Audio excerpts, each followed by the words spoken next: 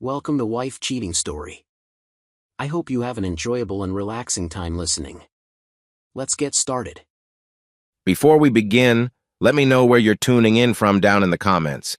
And if you enjoy this story, don't forget to subscribe and turn on notifications so you never miss our next tale. The sky looked bruised, dark purple clouds fusing into black as I pressed the gas pedal harder than usual. Rain hammered my windshield, each drop hitting like a tiny bullet. I'd driven through storms before Emerald Bay was notorious for them, but something about this one felt personal, like it wanted to swallow me whole. "Dad, you have to come home now," Mason had said on the phone, his voice cracking. "What's going on, buddy?" I asked, feeling my stomach tighten. "Mom's gone. She left hours ago, and Aaron's freaking out." Mason didn't usually sound so rattled. 15 years old, that kid tries to act like he's got it all under control, but I could hear the terror in his voice, and it tied my chest in knots. I turned onto Harbor Avenue, water swamping the roads. Streetlights flickered, half of them out, leaving everything murky and ghost-like. It was only early evening, but the swirling clouds choked off what little daylight remained, making it feel like midnight. This was the city I'd grown up in, but now I hardly recognized it. Emerald Bay's once friendly shoreline consumed by a fierce, relentless tide. When I finally pulled into our driveway in the outskirts of town, my tires nearly hydroplaned. House lights glowed weakly behind the rain-streaked windows. I switched off the engine and braced myself. My shirt was soaked with sweat despite the cold. I had a bad feeling that tonight was just the beginning of something bigger, something I wasn't prepared for. Inside, I found Aaron curled up on the living room couch, hugging a throw pillow. Mason stood by the front window, arms crossed, wearing this forced, tough guy expression. "Dad!" Aaron jumped up, eyes puffy from crying. "Mom hasn't called. She just took the car and drove off." I stroked Aaron's damp hair. She was 13, but in that moment felt so much younger. "Calm down," I said softly, swallowing my own panic. "I'll call her again." My phone rang through to voicemail. Again. My wife, Heather, had been gone for hours, in the middle of one of the worst storms I'd seen all year, and her phone was dead or switched off. The last few weeks, she'd been distant, moody, but this was new. I tried not to show the kids how worried I was. "All right, you two," I said, forcing calm into my voice. "I'm sure she's okay, maybe stuck at Nicole's place or something." Nicole was Heather's closest friend, though. Friend was a generous word. She was more like Heather's partner in crime for late-night outings, dancing at some waterfront club. I had no solid proof of anything out of line, but I sensed something was off. Heather had come home on more than one occasion smelling of strong perfume that wasn't hers, clothes ruffled in ways that made me uneasy. But every time I brought it up, she'd snap back, "I need some breathing room, Andrew. You're suffocating me." I flicked on the TV for a weather update, but the local channel crackled with static. Mason fiddled with his phone to check the forecast, eyebrows knitted as he read the latest alerts. The storm was getting worse wind speeds up to 50 miles per hour near the bay, flood warnings in effect, power outages likely. "Dad, you think she's safe?" he asked, voice low. "I'm sure she is. Probably just lost track of time." But the truth was, I had no clue. The kids deserved honesty, yet the last thing they needed was more fear. So I shoved down the panic coiling in my stomach and went to the kitchen. I flipped on the overhead light, only to notice a note on the table, just a scrap of paper, blank except for a ring-shaped coffee stain. Like she'd been about to write something but didn't bother. I stared at that stain, my mind spinning with worst-case scenarios. Heather had been acting strange for a month or so distant, irritated, always glancing at her phone like she was waiting on some urgent call. I'd chalked it up to midlife restlessness, or the typical stress of being a stay-at-home mom. But something else was lurking beneath the surface, something bigger. I just hadn't put my finger on it. "You all right, Dad?" Mason asked, stepping into the kitchen. "Yeah," I lied, slipping the note into the trash. "Let's just keep trying her cell." Outside, the wind howled against the windows, making the glass rattle. The power flickered. Aaron whimpered from the living room, so I hurried back to comfort her. We ended up huddled in a small circle, just the three of us like castaways bracing for a hurricane. And in a way, That's exactly what we were. In the darkness, as thunder rolled overhead, a shiver crawled up my spine. I had a sinking feeling that the storm blowing through Emerald Bay was more than a literal blast of bad weather. It felt like a warning. Something was brewing in my marriage, something that could tear our family apart if I didn't act fast. I took one more shot at calling Heather, but again it dumped me to voicemail. The beep rang out like a hollow mockery of my cluelessness. For the first time in my life, I was truly afraid of what I might learn if I dug too deep. But fear or not, I knew I had no choice. "Dad," Erin said quietly, "I'm scared." I put an arm around her. "Me too, honey," I whispered, eyes drifting to the storm-lashed window. "Me too." Long after midnight, the storm's roar still hadn't let up. Lightning flared outside, illuminating the living room every few seconds. Mason and Erin fell asleep on the couch, bundled under a blanket. I stood by the window, phone in hand, heart pounding with every flash of white light. I couldn't shake the memory of earlier that day at the Shuang Tao where I worked as a lead engineer. Erin, a longtime colleague and friend, had sidled up to my workstation after lunch, looking uneasy. "Andrew," he'd said, low-voiced, "don't shoot the messenger, but I saw Heather downtown. She was with some dude. Seemed friendly. Too friendly." I'd laughed it off, sort of. "Come on, man, maybe just a friend or a cousin visiting." But inside, my gut churned. Erin had known me for years. He wouldn't bring it up unless it looked suspicious. Now, as I stared at the savage sky, the memory stabbed at me. Heather, my wife of 15 years, cozying up to some stranger in the middle of Emerald Bay's shopping district? The possibilities made me sick to my stomach. I decided to call Nicole. She rarely slept before 2 a.m. anyway. The phone rang a couple times, then a muffled voice. Andrew? It's late." She sounded out of breath. "Nicole, hey. Sorry, I can't find Heather. Did she mention anything about going out tonight? Maybe she's at your place?" Silence for a second. "No, I haven't seen her since last weekend." "You sure?" "Yes, Andrew. Gosh, calm down." But her voice was shaky, like she was trying to hide something. "Okay, well, if you talk to her, tell her to call me. The kids are worried." I hung up. Something in my gut told me Nicole knew exactly where Heather was but wouldn't spill. The storm kept ripping through the night, pounding the roof like 1,000 drums. Another call, this time to Heather's phone, got me nowhere. My frustration was building. A swirl of jealousy, fear, and anger pulsed behind my eyes. I tried to distract myself by flipping through the local news channel. Nothing but more coverage of the downed power lines, the swirling Black Sea, entire neighborhoods losing electricity. The newscasters called it the strongest storm in 5 years, hammering the coast, creeping into every cove and inlet of Emerald Bay. In a sense, the whole city was drowning, and so was I, just in a different kind of flood. Eventually, close to 2:30 a.m., I turned off the TV and sat by the kids. They were out cold, exhausted by worry. I gently pulled Mason's phone from his hand and placed it on the coffee table. He'd been refreshing the weather alerts every 5 minutes. The poor kid was in overdrive. Just as I was about to shut my eyes, the front door rattled. I lurched off the couch, nearly tripping over Erin's outstretched legs. The lock clicked, and the door swung in, letting in a gust of wind and rain. Heather stood there, hair plastered to her cheeks, mascara streaking her face. She clutched her purse like it was the only thing keeping her upright. "Heather!"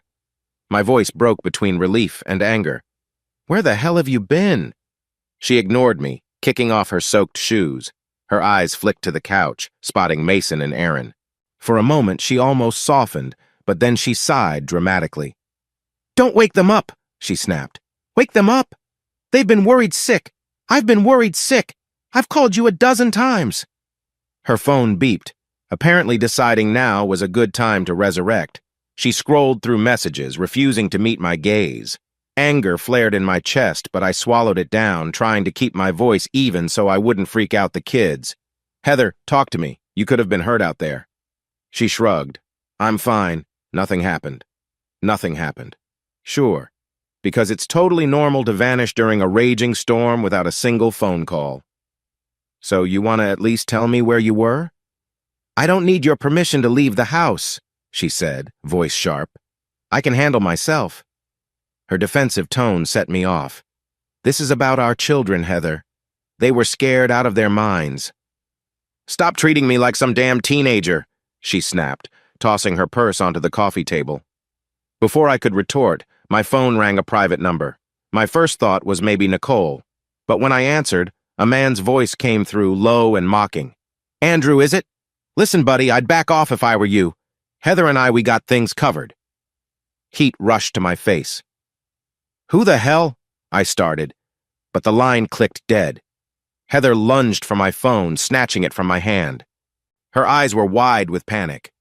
That was just a friend from out of town, she lied, voice trembling. He's joking around. Don't get all paranoid.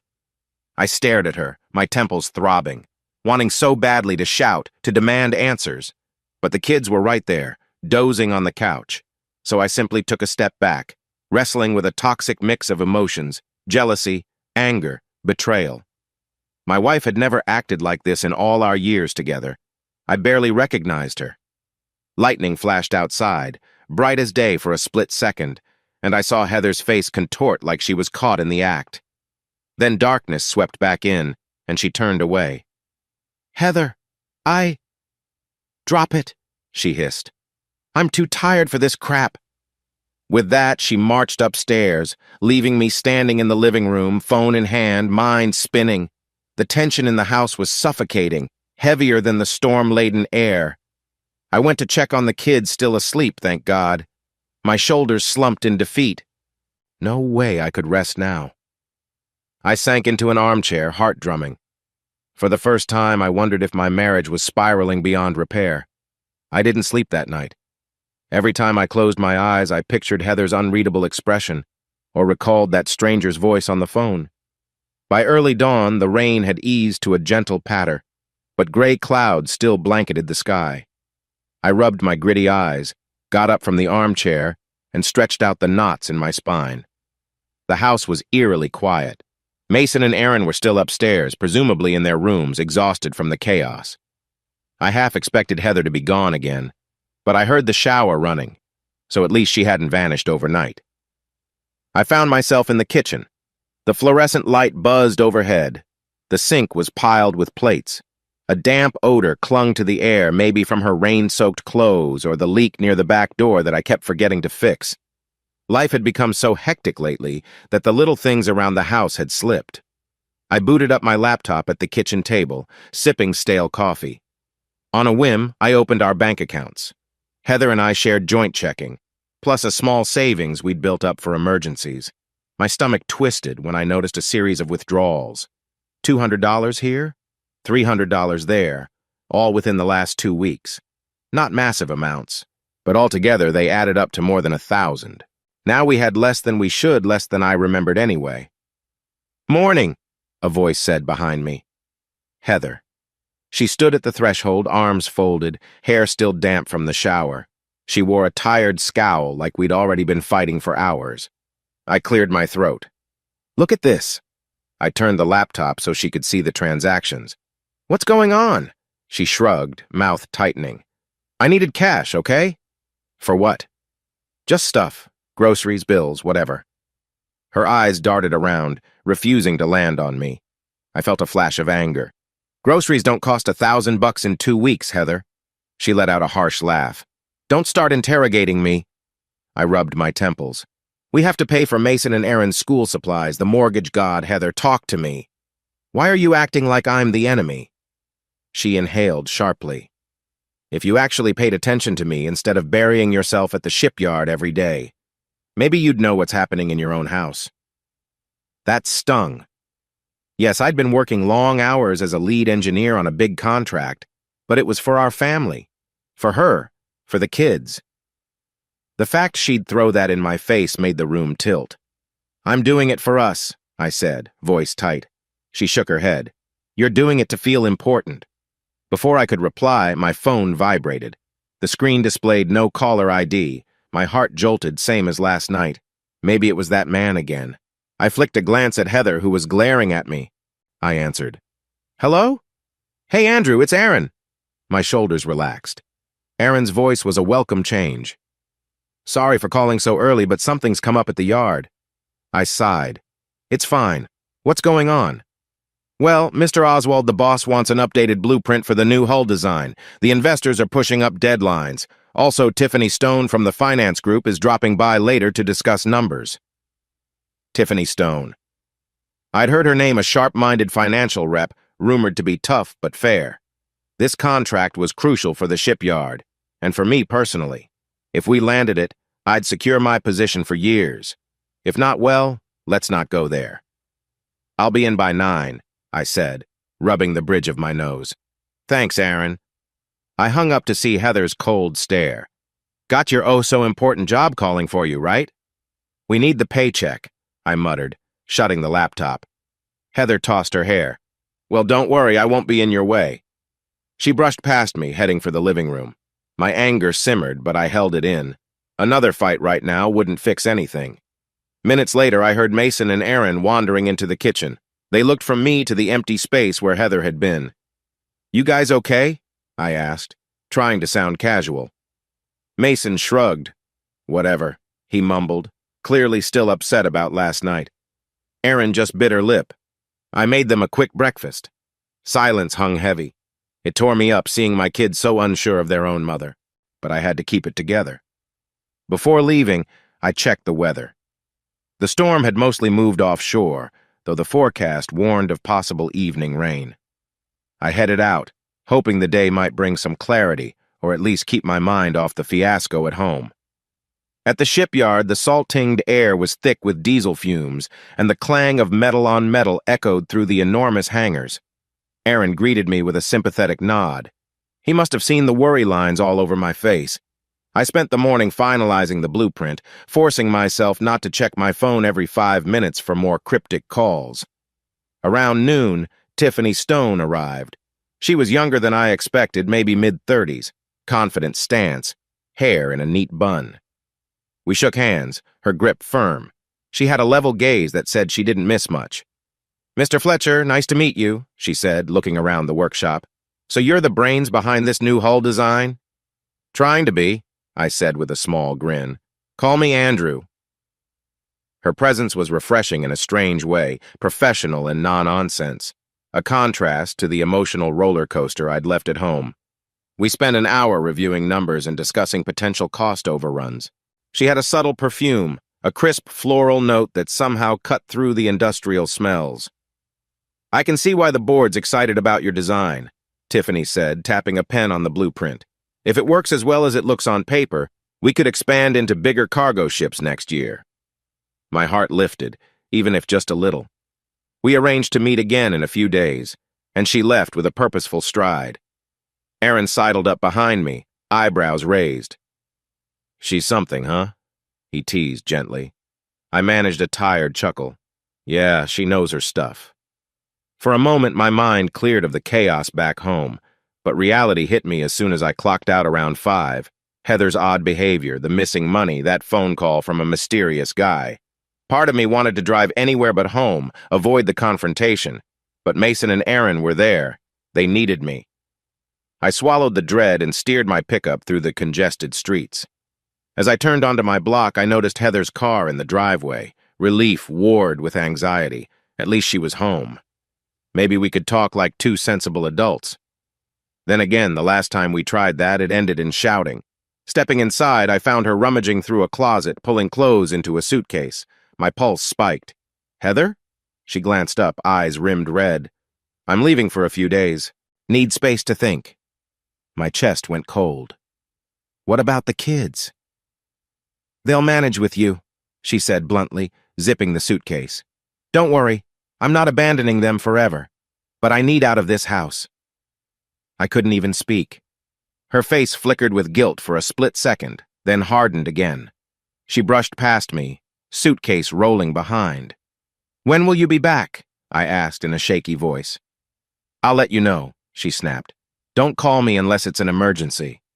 And just like that, she was gone, leaving me in the dark living room, echoes of last night's storm still rattling in my mind. I clenched my fists, trying to anchor myself. I wanted to scream, punch something, or run after her. But the kids were upstairs and I couldn't unravel. The house felt hollow. My phone buzzed with an unknown number. I stared at it, dread swirling. Maybe it was her, maybe not. In the end, I couldn't bear to pick up. The following morning broke with a pale, watery sun that barely penetrated the clouds. Despite the storm having mostly passed, the air remained thick with that briny, damp smell. Emerald Bay's streets were littered with fallen branches and soggy debris. It mirrored how I felt inside, scattered and worn down. Mason and Aaron ate breakfast in silence, their eyes constantly flicking to the front door, as if hoping Heather would walk in at any moment. She was gone, no text, no call, just radio silence. Neither kid asked questions. I guess they sensed the tension in my posture, the stress lines on my face. I tried to reassure them that their mom just needed some space. But I didn't even believe my own words. I couldn't afford another day off, so I forced myself to get them to school, plaster on a brave face, and head to the shipyard. On the drive, my mind kept replaying old memories, Heather and me in simpler times, laughing over cheap pizza or strolling along Emerald Pier at sunset. We used to be so solid. I felt like I was watching my marriage slip away and had no clue how to stop it. At the yard, I dove back into work, anything to distract from the knot in my chest. Aaron found me hunched over my drafting table, eyes bloodshot. "Hey, Andrew," he said gently.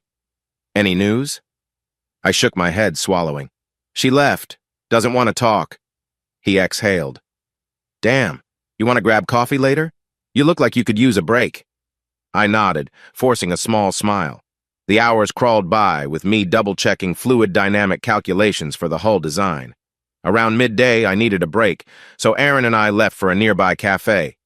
The conversation in the truck was quiet until he mustered the courage to speak. "Look, I know it's not my place," Aaron began, "but you sure everything's okay with Heather? Last I saw, she was with that guy downtown." My jaw tightened. "You know his name?" He sighed. "No, but he looked pretty well off, wearing a flashy watch and driving a fancy sedan. Didn't seem like a casual friend, if you catch my drift." I stared at the passing sidewalk, voice raw. "Yeah, I've got suspicions." He didn't push further, just patted my shoulder.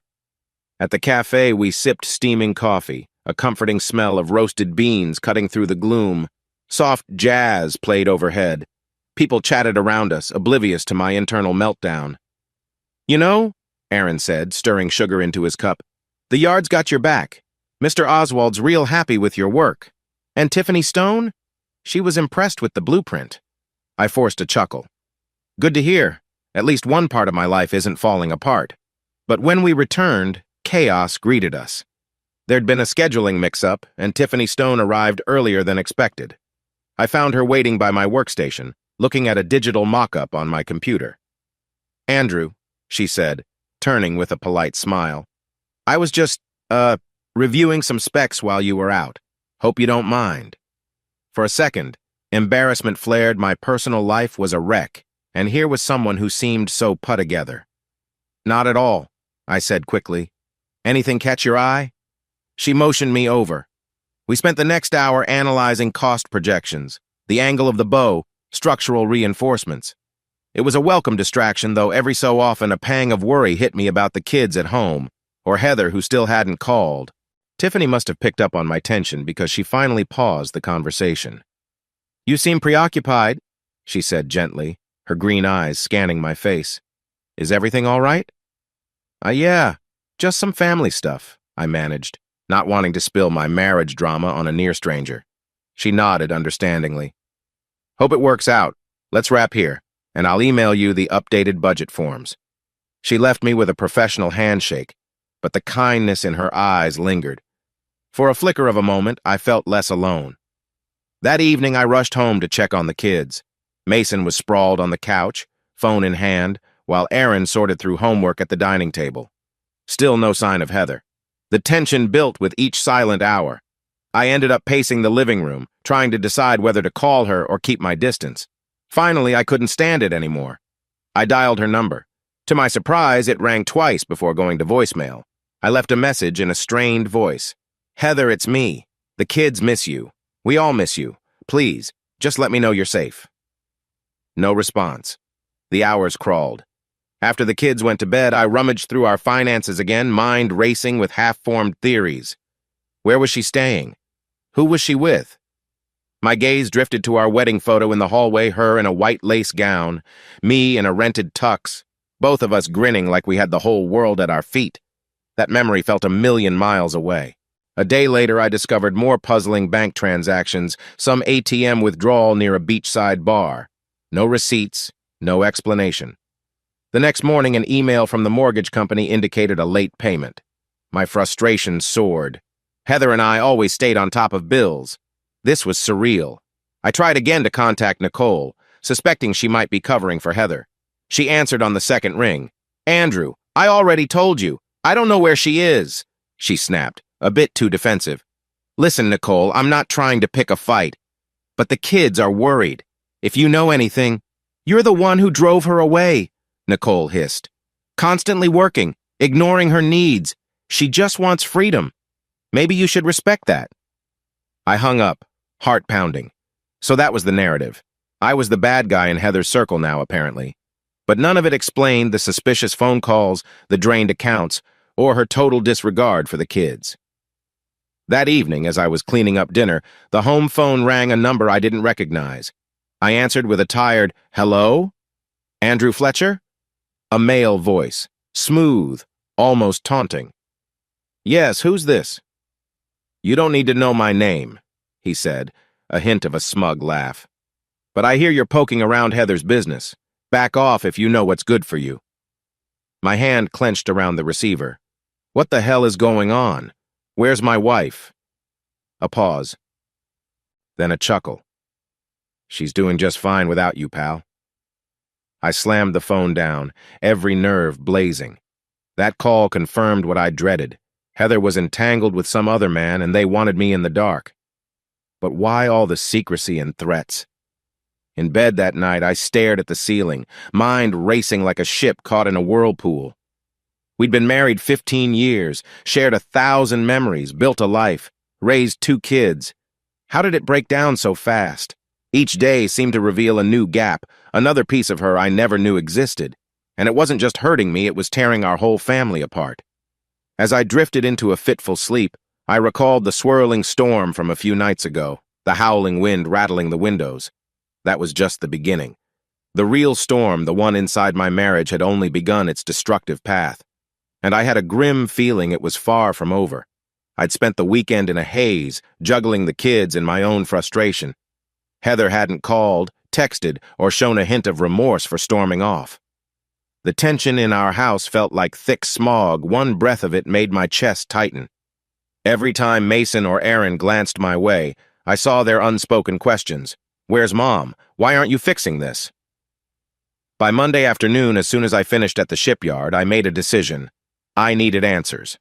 All those suspicious withdrawals, the cryptic phone calls from an unknown man, I couldn't let it slide. I'd overheard Nicole mentioning something about Heather hanging out near the waterfront, specifically a bar called Sea Breeze Lounge, perched right along Emerald Bay's rocky shore.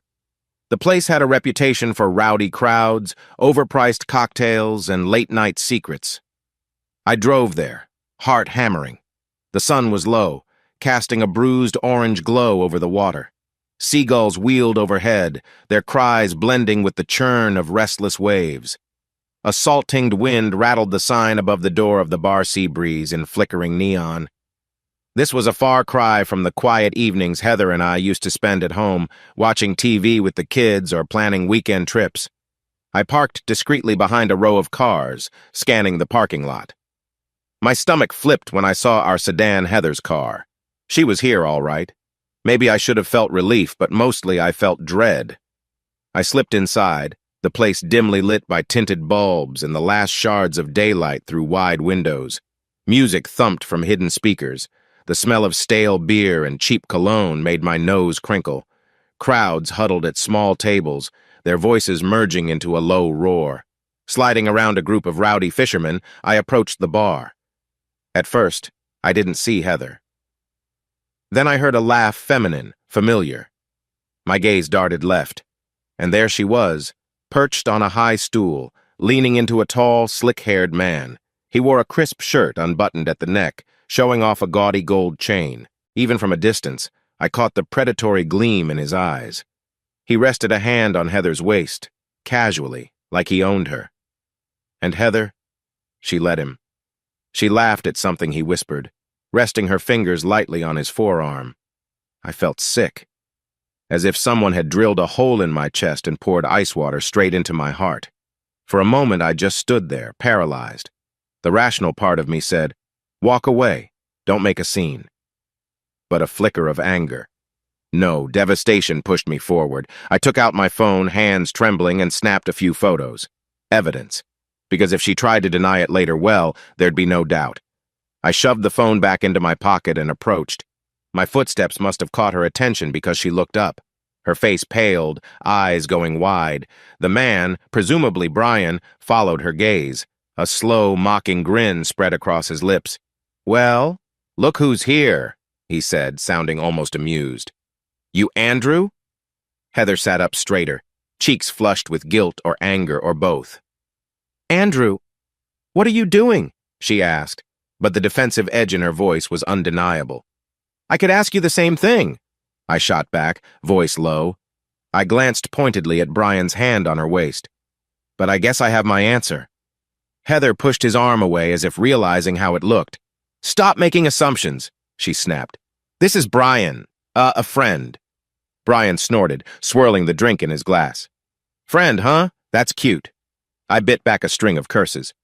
The tension between us was thick enough to cut with a knife. Heather looked torn, part embarrassment, part rebellion. "Heather, the kids have been worried sick," I said, forcing my anger into a measured tone. "We have a home. We have responsibilities. And here you are." She huffed, crossing her arms. "Don't you dare preach to me about responsibilities. You bury yourself in that shipyard job day and night. I'm home alone, day after day. Did you think I'd just sit around forever?" Her words stung like a slap. Yes, I'd been working more than usual to secure that big contract with Tiffany's firm, but it was for our family's future. "I'm not ignoring you," I ground out. "I'm trying to provide for us." Brian slid off his stool, stepping closer, sizing me up with a contemptuous smile. He was taller by a couple of inches, probably in his early 40s, with carefully styled hair and an overconfident swagger. "Look, buddy," he said, "some women just need more attention, you know?" My hands clenched into fists. "Stay out of this," I warned, voice trembling with anger. Heather rose, placing a hand on Brian's arm. "Stop!" she hissed at him, then turned to me. "Andrew, maybe if you'd ever listened to me, we wouldn't be here." My vision blurred with fury and heartbreak. I remembered the day we got married. She'd been so radiant, talking about building a life together. Now she stood opposite me in some dingy bar, defending a creep who touched her like a trophy. People around us started to notice. A couple of onlookers whispered, eyes flitting between the three of us. I realized I couldn't lose it right here. Mason and Aaron needed me to keep it together. "This is insane," I whispered, stepping back. "You've been lying to me, both of you." Heather shook her head. "You wouldn't understand," she said, voice trembling. "You never tried." That was the final dagger. All the love, all the memories twisted into something ugly. Brian smirked, leaning casually on the bar. The urge to punch him flashed hot in my veins, but I turned away, not wanting to ruin my life with an assault charge. "Don't come looking for her next time," Brian called after me, voice smug. "She's in good hands." I paused at the doorway, heart pounding. "Heather, you do realize how this ends, right?" I said softly. "Think about our family." She didn't answer. Didn't even meet my eyes. Outside, the ocean wind hit me like a slap. I half-jogged to my car, fumbling for my keys. In the driver's seat, I just sat there, staring at the photos on my phone, Heather's body pressed close to Brian, her smile meant for someone else. My eyes burned, but I refused to let tears fall. Not yet. Eventually, my phone buzzed. A text from Mason. "Dad, are you coming home soon? Aaron's hungry." My throat tightened. "Yes," I typed, "on my way." It was time to move beyond denial. Heather had made a choice, a brutal, painful choice, and now I had to figure out how to protect our kids from the fallout. I arrived home that evening feeling gutted. The sun had set, leaving the sky stained with a purple-black bruise above Emerald Bay. Streetlights flickered to life, casting orange pools across the damp sidewalks. Our house looked dark, except for the glow in the living room window where Mason and Aaron were waiting. The moment I stepped inside, Aaron rushed over, hugging me tightly around the waist. Mason hovered a few steps behind, hands stuffed in his hoodie pockets, eyes downcast. "Dad, did you find Mom?" Aaron's voice trembled with hope. I forced a reassuring smile. "I saw her. She's okay." "She's coming back, right?" Mason asked, glancing up with that guarded teenage stare that said he was hurting but didn't want to show it. My heart squeezed. I couldn't give them a neat answer. "Not tonight," I whispered, mustering all the steadiness I could. "She needs some time." Aaron's face fell, and I felt like a monster. But lying would only pile false hope on top of their confusion. We ended up clustered in the kitchen, throwing together a quick dinner, leftover pasta. The kids picked at their plates in silence. I tried to crack a joke or two, but it was like the color had drained from our household. Heather's absence loomed in every corner. When they went to do homework, I sat at the table, mind spinning. The memory of Heather and Brian at the bar wouldn't stop replaying. Her cold expression, his arrogant smirk, it all made me sick. Eventually, I called Aaron, my friend and co-worker, to vent. He listened quietly as I spilled the entire confrontation at Seabreeze Lounge. "Man," Aaron said, his voice tight with sympathy. "That's rough. You sure about this Brian guy?" "I got pictures," I muttered. "She doesn't even deny it." Aaron sighed. "I'm sorry. Look, Andrew, I know you're hurting, but you gotta keep your head on straight for your kids. And maybe watch your finances. If Heather's spending money with that clown, you don't want your accounts drained." His words brought a fresh wave of dread. "You think she'd do that?" I asked, though part of me already suspected it. "I don't know," he said gently. "But people do crazy things when they're caught up in something new." He was right. Heather had been withdrawing money in suspicious chunks. If Brian was as shady as he seemed, who knows what she might do under his influence. "Thanks, Aaron," I said. "I'll keep a close eye." After hanging up, I sank into a kitchen chair, running a hand through my hair. "Keep your head on straight," I told myself. Mason and Aaron needed stability, not a broken dad. The next morning, I found a note on the counter in Heather's handwriting. "I'll be away a few days, need space. Don't call me, I'll call you." My jaw clenched as I read it. She must have come by in the early hours, grabbing clothes or personal stuff. The kids were still asleep, oblivious. Sure enough, later that day, Heather's car was gone, and some of her belongings had disappeared from the closet. I wondered if she was shacking up with Brian. The thought twisted my stomach. I tried to keep it together for Mason and Aaron's sake. We built new routines. I took them to school, managed dinner, tried my best to quell their questions. Mason retreated into music, blasting headphones whenever he could. Aaron wrote sad poetry in a spiral notebook she wouldn't let me see. Our home was a cracked shell of what it once was. By midweek, Heather was still MIA. In an attempt to find some sense of direction, I confided in Aaron more deeply. We met for coffee during our lunch break at the shipyard. The cafeteria had tall windows overlooking the docks, where massive ships under repair lay like wounded beasts. The tang of salt in the air mingled with the bitter smell of industrial lubricants. "Andrew," Aaron said gently, "you talked to a lawyer yet?" I grimaced. "Not yet. Feels too final. I keep thinking she'll come back to her senses." "Maybe," he allowed. "But you should prepare. If she's hooking up with that Brian, who knows what's next?" He wasn't wrong.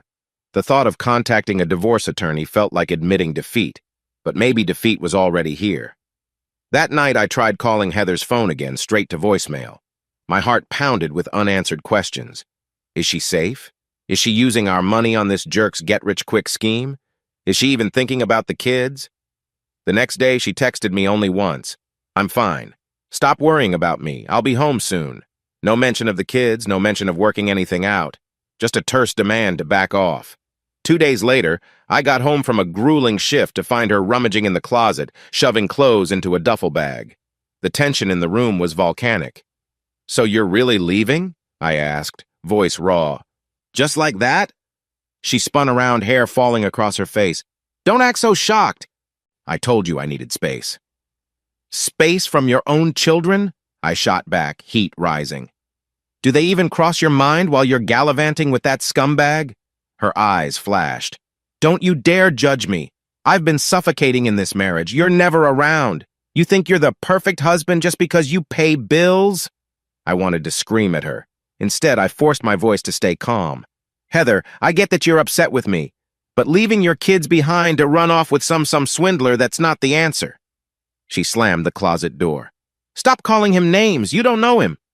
I know enough. I saw how he looked at you, how he talked to me. She lifted her chin defiantly. Yes, well, maybe he sees me as more than just a housekeeper and babysitter. Maybe he sees I'm still alive, that I have needs.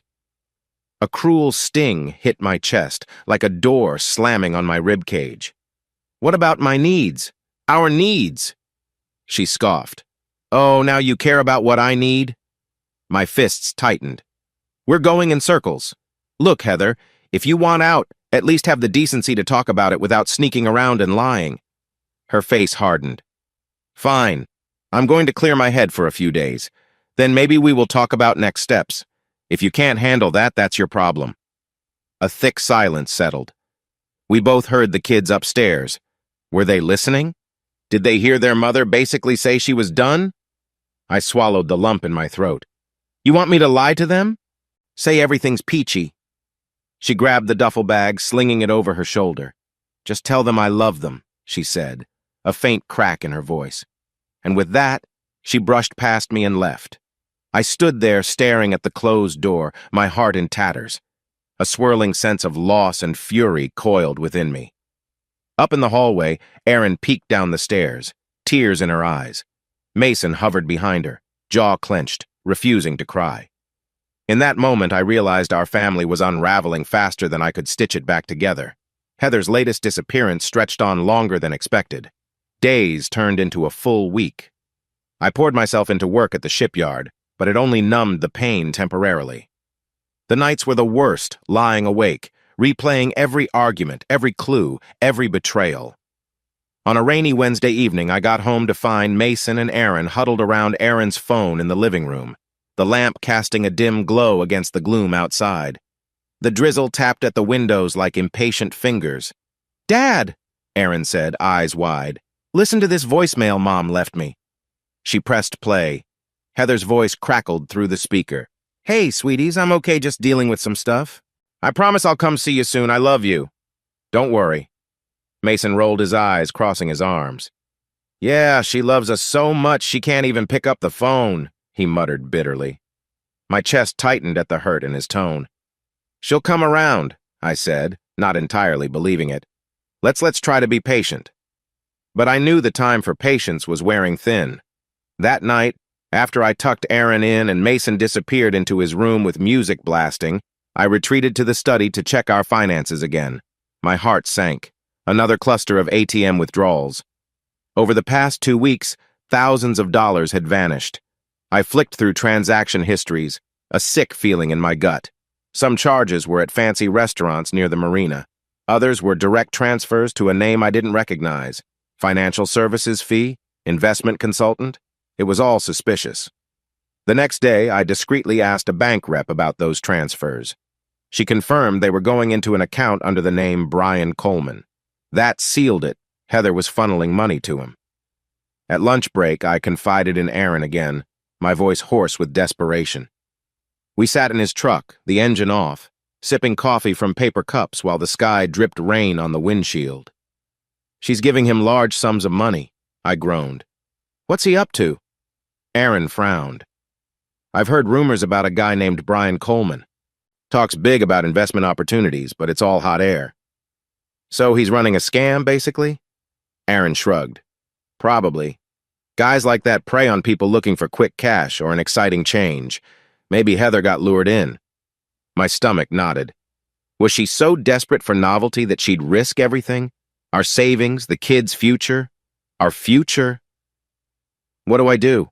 I mumbled, pressing my forehead against the headrest. You might want to freeze joint accounts, Erin said. Protect what's left, but that might push Heather further away. The entire situation felt like a trap. If I protected our money, I might provoke Heather's anger. If I did nothing, Brian would bleed us dry. That evening, I paced the living room, trying to decide on the best course. Finally, I took a deep breath and did what I had to. I contacted the bank and set up a temporary freeze on major withdrawals. The very next day, Nicole paid an unexpected visit. It was late afternoon, wind gusting outside, carrying a hint of winter's chill. She strolled into the house like she owned the place, wearing a tight leather jacket and brimming with attitude. "Andrew," she said, planting her hands on her hips, "why are you messing with Heather's funds? She told me you froze her access." So Heather was running to Nicole with sob stories now.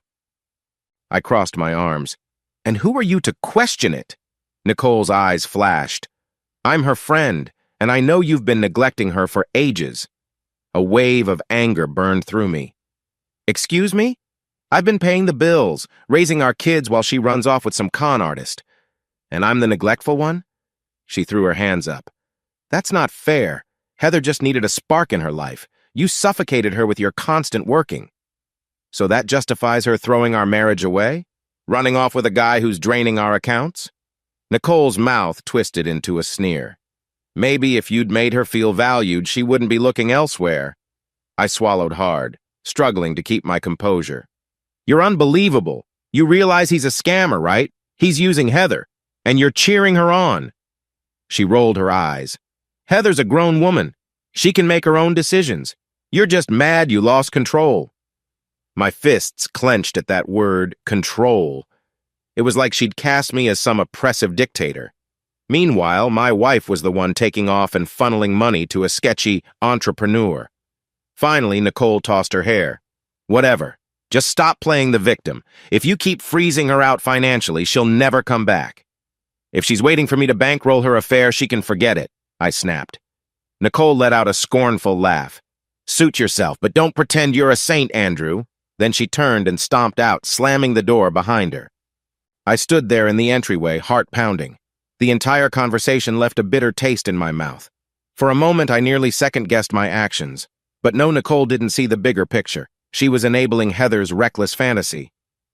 Mason, who'd apparently overheard everything from the stairs, called down softly, "Dad, you all right?" I forced a nod. "I'm fine, buddy. Just adult stuff." He came downstairs, glancing at the closed door. "Why can't Mom just come home? Doesn't she miss us?" That question sliced deeper than any insult. "I don't know," I answered honestly.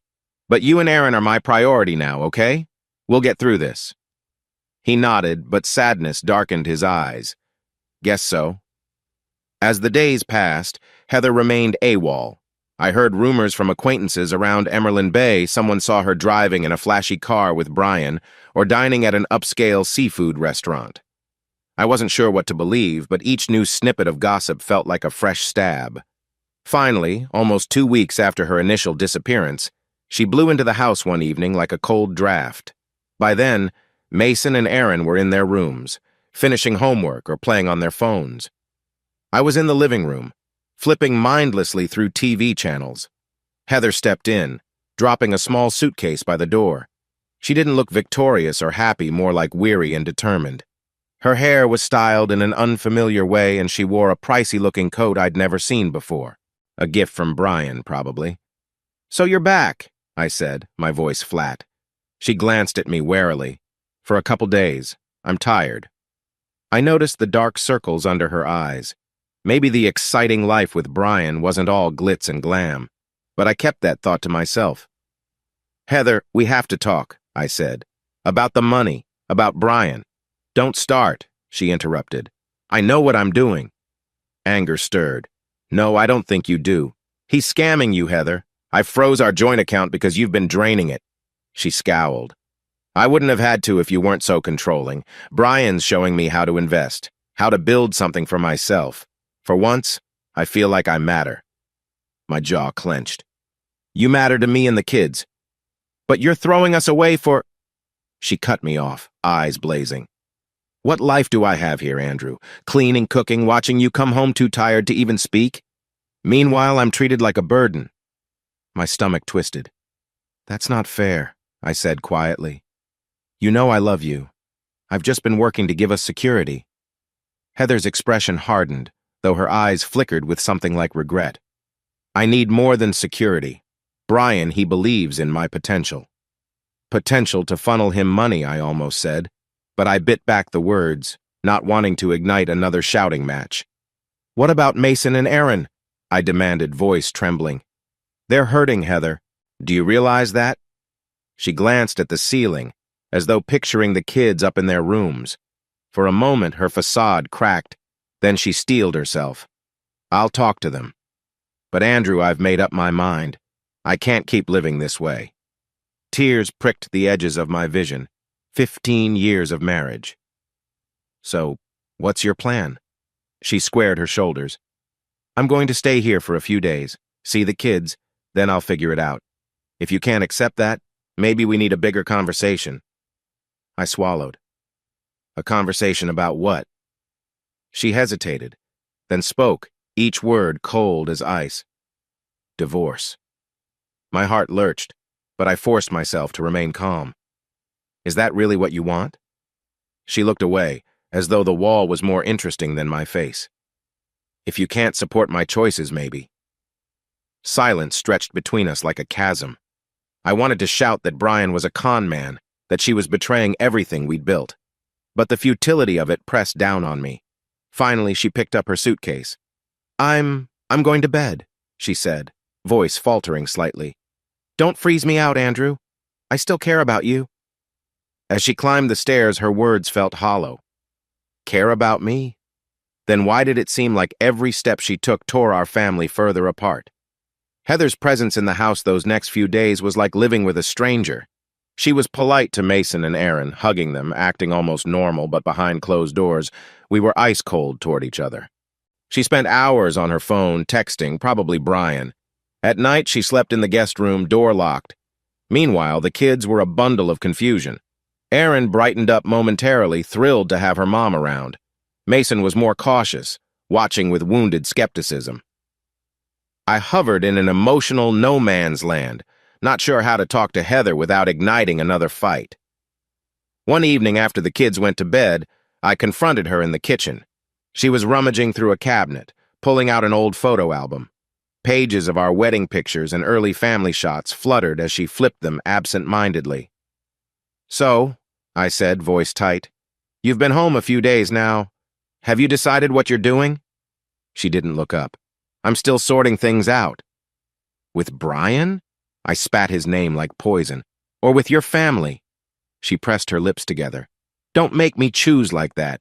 He's just helping me see opportunities I never knew I had. Anger shot through my veins. What opportunities exactly? Blowing our money on some shady investment? Neglecting your kids? That's not an opportunity, it's a train wreck. Her gaze snapped up. You're so damn narrow-minded, Andrew. All you see is your stable little bubble. Well, guess what? I want more. I want passion, excitement. I want to feel alive, not just another fixture in your daily routine. Pain twisted in my chest. We took vows, Heather. We have children. I'm sorry if work got in the way sometimes, but that doesn't justify hooking up with a con artist behind my back. Stop calling him that, she hissed. You don't know him like I do. I scoffed. I know enough to see he's fleecing you. You think I don't have photos? You think I'm blind to the money you've been transferring into his pockets? She froze, color draining from her face. Photos? I pulled out my phone, tapping the screen to open the pictures I'd taken at Seabreeze Lounge. Her, leaning into Brian, smiling. My voice quivered with hurt as I said, Here's your precious friend. That looks like more than investment advice to me. Her eyes flickered from the photos to my face. For a moment I thought I saw guilt, but it hardened into anger. You're spying on me now? Sneaking around like some detective? I wouldn't have to if you'd been honest, I fired back. But you lied, and you keep lying. Heather slammed the album shut, eyes shining with tears of fury or shame, maybe both. I told you I felt suffocated. You never listened. So yes, I found someone who did. My throat constricted, the final confirmation that she'd chosen Brian over me. Over our marriage. Then why come back at all? I asked, voice hoarse. She hesitated, hugging the album to her chest. I needed to see the kids, and part of me still hoped you'd understand. Understand what? I shouted, the restraint finally snapping. That you'd rather destroy our family than try to fix it? We stared at each other, breath ragged. From the living room, I heard a soft sniffle Aaron, probably listening. Guilt stabbed me. We were tearing each other apart in front of our own children. Heather, I said, forcing my tone down, if you truly want to end this, say so. But don't torture us by dragging it out. She set the album down, wiping her eyes. Fine, I can't live like this. If you can't accept that I need freedom, my own life, maybe we should divorce. The word crashed over me like a tidal wave. Divorce. That hammered everything into brutal clarity. Is that what you want? I demanded, voice shaking. Divorce? Because you got bored, or because Brian promised you some big payout? Her face twisted with outrage. Don't belittle my feelings. I'm not a child chasing a shiny object. You drove me away with your constant absence. You're ignoring me. My blood boiled. Don't pin all this on me. You made a choice to cheat. If you want to talk about ignoring each other, we could have worked on it. But you walked out. She shook her head. I'm not having this fight again. You want me gone? Fine. You want your freedom? Fine, I retorted, fury mingling with heartbreak. But don't expect me to fund your affair or let you waltz in and out whenever you please. Tears gathered in her eyes. I'm not a monster, Andrew. I still love Mason and Aaron, but this marriage is suffocating me. I swallowed hard. Heather, if you leave now, we're done. I won't beg you to stay. I can't. For a second, the air hung heavy with unspoken memories, wedding vows, honeymoon laughter, late-night talks in our old apartment. Then she exhaled shakily. I'll pack my things. A swirling rush of grief and anger crashed through me. I turned away, pressing a hand to my forehead, fighting tears. This was it, the moment we crossed a line we couldn't uncross. She brushed past me, footsteps echoing in the hallway. Shortly after, the front door opened and closed quietly. Just like that, Heather was gone. When I looked up, Mason stood there, eyes red. Dad, what's happening? I forced my voice steady, hating how everything was unraveling. Your mom, she needs space, I managed. We'll figure something out. He blinked rapidly.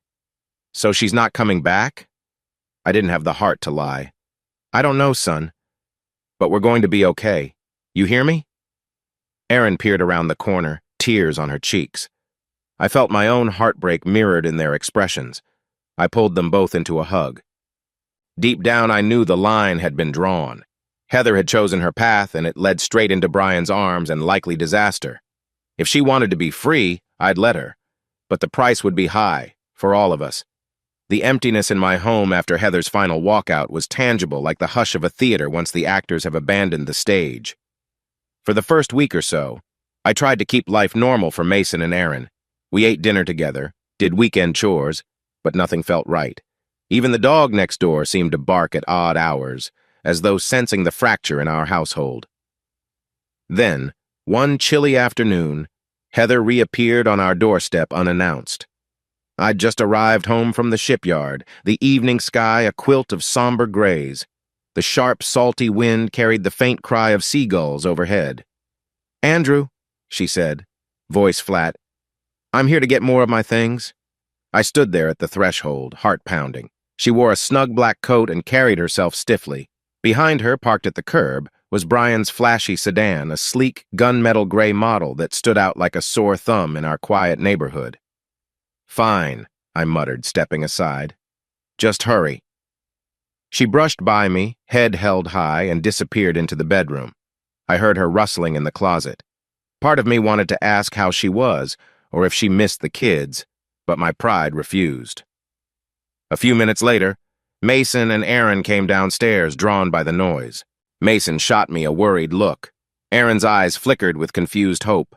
Mom, Aaron called softly. Are you staying? Heather emerged in the hallway, arms full of folded clothes. She paused at the sight of the kids. I watched her face twist with conflicting emotions, regret, guilt, maybe longing. But then her gaze hardened. I'm not staying, she said quietly. Just needed these. I'll come visit again soon. Mason's jaw tightened. Sure, he said in a low voice, turning away. Aaron swallowed back tears. hugging a throw pillow as if it might shield her from the hurt. I clenched my fists at my sides, forcing a calm I didn't feel. "Heather," I managed, "it wouldn't kill you to spend more time with them. They're your kids." She glared back. "I told you I'll visit. Don't start." A honk outside made us all jump. That had to be Brian, impatient to whisk her away. My stomach roiled at the thought of him parked out front, like a chauffeur waiting for his mistress. "Your friend wants you," I muttered, unable to keep the venom out of my voice. Her eyes flashed. "Don't talk about him like that. He's helping me get my life together." I stifled a bitter laugh. "Right. Of course he is." She angled her head, lips pressed in a thin line. With a quick nod to the kids, "Love you both," she carted her belongings out the door. Mason let out a shaky breath. Aaron dashed upstairs, tears threatening to spill. As I stood there in the now silent hallway, it hit me how far gone she was, physically and emotionally. This wasn't a simple, rough patch. It felt like a permanent shift, pushing us all into uncharted waters. That weekend, I found out just how uncharted things would get. On Sunday afternoon, Heather actually came by to visit the kids like she'd promised, but Brian came with her. The nerve of that man stepping onto my property with a casual grin as if he belonged here. They arrived in the late morning. The sky was overcast, a chilly wind drifting in from Emerald Bay, carrying the faint tang of seaweed. Mason was shooting hoops in the driveway. Aaron was reading inside. I was raking damp leaves, trying to keep my mind focused on mundane tasks. Then I saw the gray sedan pull up. "Hey there, big guy," Brian called to Mason, swaggering closer. Mason froze, ball in hand, glaring at him. "Hi," he muttered, eyes flicking to Heather. I dropped the rake and strode over. "What are you doing here?" I demanded, voice low. Heather stepped in, raising a hand. "He's just giving me a ride, Andrew. Calm down. I want to see our children." My blood boiled at her use of our children, as if she hadn't walked out on them for weeks. Brian, ever the smooth talker, tried to adopt a friendly smile. "Come on, buddy. No need to be hostile." "Don't call me buddy," I snapped. "Why can't Heather come alone?" He shrugged, sliding his hands into his coat pockets. "We're together now. I help her. She helps me. Isn't that what a relationship's about?" Mason's basketball thumped dully on the pavement, rolling to the side. He stared at the two of them, face stormy. Heather approached him, reaching out tentatively. He didn't recoil, but he didn't lean in either. "Honey," she said softly, "I know this is weird, but I'd like to catch up. Maybe go out for lunch." "With him?" Mason challenged, glaring at Brian. Brian's grin flickered. "Look, kid, I'm not the enemy here." I had to stop myself from laughing in disbelief. "Could have fooled me," I said coldly. Then I turned to Mason. "It's your call, son." Mason glanced between us, then tossed the basketball aside. "Erin's inside. Maybe she wants to come," he muttered. I followed him as he stomped through the front door, leaving Heather and Brian in the driveway. Inside, Erin was perched on the couch, wide-eyed. She'd heard the voices. "Mom wants to take us out," Mason said. "Brian's with her." Erin looked at me, uncertain. "Should we?" I wanted to say no, to ban Brian from my property and keep the kids away from his phony smile. But a part of me realized Heather was still their mother, and maybe the kids needed to see for themselves how far gone she was. "It's up to you," I whispered, heart heavy. "I won't stop you, but be careful." Erin nodded, eyes brimming with mixed emotions. In the end, both kids went with Heather and Brian, climbing into the sedan while I watched from the doorway. I felt like I was handing them over to a thief, but I also knew forbidding it would just widen the gulf between me and my children. They returned a few hours later, silent and stony. Heather dropped them off, gave a quick wave from the car window, and Brian sped away. Mason stormed inside, face set in anger. Erin hugged me, tears pooling in her eyes. "They were all lovey-dovey," she whispered, voice trembling. "It was gross, Dad. Brian kept acting like he was our new best friend, and Mom just let him." My chest tightened. "I'm sorry you had to see that." Mason huffed, kicking off his sneakers. "They talked about some business opportunity Brian's working on, how they'll be traveling soon. She said she'll invite us, but I told her to forget it." His voice cracked, pain breaking through the anger. I just want things to go back to normal. I pulled them both into a hug. The normal we knew was slipping away like sand through our fingers. A few days after that uncomfortable visit, I was at the shipyard working overtime. A mild drizzle coated the docks, and the air smelled of diesel and sea salt. Sparks flew from welders repairing a cargo ship's hull, casting flickers of orange light in the afternoon gloom. I'd just wrapped up a meeting with Aaron about our design progress when my phone buzzed. An unknown number again. My stomach clenched, suspecting trouble. "Hello?" I answered, stepping out of the workshop to avoid the noise. A smug voice purred through the line. "Andrew Fletcher, we should talk man to man." "Brian, what do you want?" I hissed, already bristling. He chuckled. "I'd rather do this face to face. How about you meet me at the Anchor coffee shop near the pier? Around 7 tonight?" I ground my teeth, tempted to hang up, but something about his tone made me think this was more than a social invite. "Fine," I muttered, "but this better be quick."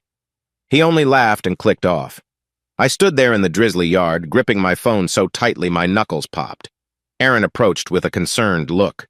"Everything okay?" "That was Brian," I said, voice taut. "He wants to meet." Aaron frowned. "Be careful. That guy's trouble." I nodded grimly. "Believe me, I know." At 7 sharp, I arrived at the Anchor, a modest little cafe near Emerald Bay's tourist pier. Normally, the place was cozy, warm light, the scent of espresso and pastries wafting from the counter. But tonight, it felt like enemy territory. Brian was already seated at a corner table sipping a latte, wearing a tailored jacket that screamed expensive tastes. I headed over, ignoring the curious glances from a few locals. The wind battered the cafe's windows, and the faint roar of crashing waves seeped through the walls. "Glad you came," Brian said smoothly. "Grab a seat." I remained standing, arms folded. "I'm not here to chat. What do you want?" He smirked, then leaned back, crossing his legs. "I know you're involved in that little shipyard venture. The big new design project, right? Heard the contract could be pretty lucrative." My gut twisted. "My work's none of your business." "Oh, but it is," Brian said, eyes gleaming. "Heather mentioned you've got some shares in the company, enough to be worth a tidy sum if the project takes off." I stiffened. That was private knowledge. Heather had never cared much about the specifics of my stock options had she really shared that with this jerk. "Get to the point," I said, trying to keep my cool. "I'm making you an offer," he said, dropping his voice. "I'll buy those shares from you outright. You name a fair price, I write the check. Then you can move on with your life." A bitter laugh escaped me. "And why the hell would I do that?" Brian shrugged. "It's a win-win. You get a lump sum, Heather and I expand our portfolio. Everybody's happy." He paused, eyebrows arching. "Unless, of course, you enjoy clinging to the past. But I thought you might like a clean break." My pulse pounded. This man had the gall to step in and try to purchase a chunk of my livelihood, as if my life was a pawn on his chessboard. "You realize those shares are tied to my career, right? I'm lead engineer. I believe in this project. I'm not selling, especially not to you."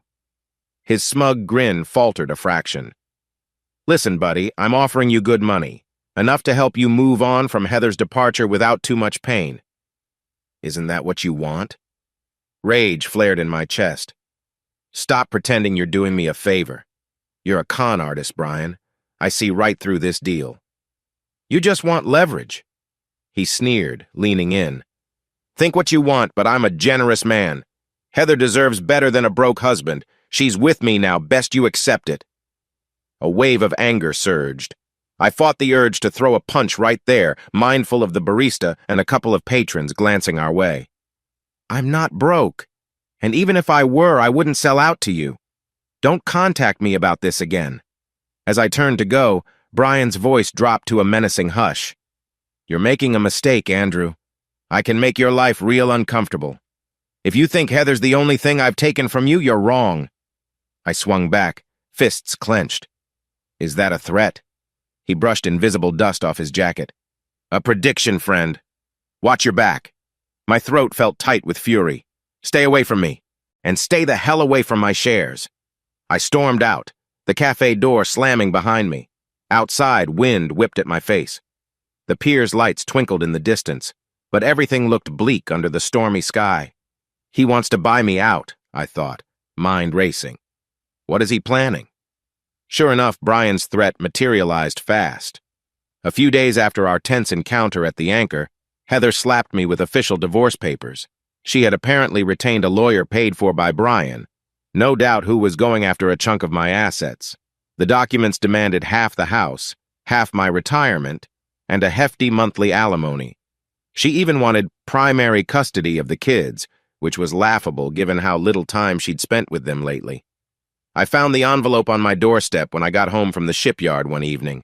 Rain dripped off the eaves, soaking the pages as I scanned them under the porch light, hands shaking with disbelief. "This is insane," I muttered, stepping inside. Mason and Aaron eyed me from the living room, sensing my turmoil. I retreated to the kitchen, flipping through page after page of lawyer speak. "Irreconcilable differences," it read. Heather claimed I was emotionally neglectful, which had driven her to seek a more fulfilling life. The part that stung most was the implied notion that she was the victim, that I was the root of her unhappiness. "Dad?" Mason's voice broke my daze. He stood at the kitchen doorway, face drawn. "Everything okay?" I forced a smile. "We'll handle this, okay?" I said, though my insides felt hollow. Aaron lingered behind him, worry etched across her delicate features. "Mom's filing for divorce?" she whispered. "Really?" My throat tightened. "Yes, honey. We'll figure it out." That weekend, Heather decided to visit the kids again, this time barging into the house with an air of entitlement. She brought Nicole for backup because apparently drama loves an audience. I'd have laughed if it weren't so infuriating. The weather matched my mood. Gray clouds and a stiff wind rattled the windows.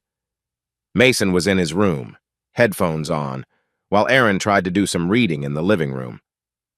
I was paying bills online at the dining table when the front door swung open. "Hello?" Heather called, stepping in without knocking. Nicole hovered behind her, arms crossed, glaring at me. "You could ring the bell," I muttered. "Last I checked, you don't live here anymore." Heather huffed, dropping her purse on the couch. "Don't be childish. I'm here to see Mason and Aaron. You'd prefer I stand outside in the cold?" Before I could retort, Nicole gave a snide laugh. "You're the one who froze her out, Andrew. She deserves to see her kids." I gritted my teeth. "I never said she couldn't. But you two showing up unannounced with this attitude is unacceptable." Heather rolled her eyes. "Whatever. Where are the kids?" At that moment, Aaron peeked out from behind the couch, timidly stepping forward. Mason stomped downstairs, scowling. "You bring her here now?" he growled, gesturing at Nicole. "And where's Brian?" Nicole cut in. "He's busy, but Heather's doing this for you guys." "Stop it!" Mason snapped. "You all act like we don't see what's going on. She's divorcing Dad because of Brian, not because of us." Heather's face tightened. "Mason, that's not fair." "Isn't it true, though?" he shot back, voice trembling. "You ran off with some jerk who wants Dad's money. Now you're coming for the house?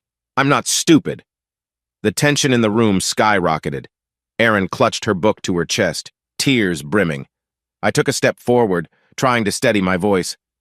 "Let's calm down. Mason, Aaron, please go upstairs for a minute." Erin rushed back to her room, sobbing. Mason stood his ground a second longer, glaring at Heather, then stomped off, cursing under his breath. My heart squeezed. The fallout was hitting them hard. "This is all your fault," Nicole hissed at me once the kids left. "You let this marriage wither. Heather's just trying to claim what she's owed." "Owed?" I repeated, disbelief choking me. "She's the one who broke our vows. She's the one funneling money to Brian. Don't talk to me about owed." Heather's cheeks flamed. "You never listened to what I needed. You just turned into a robot, obsessed with your job. Brian gave me a glimpse of a better life. A better life at my expense, taking half the house, half my retirement, plus alimony."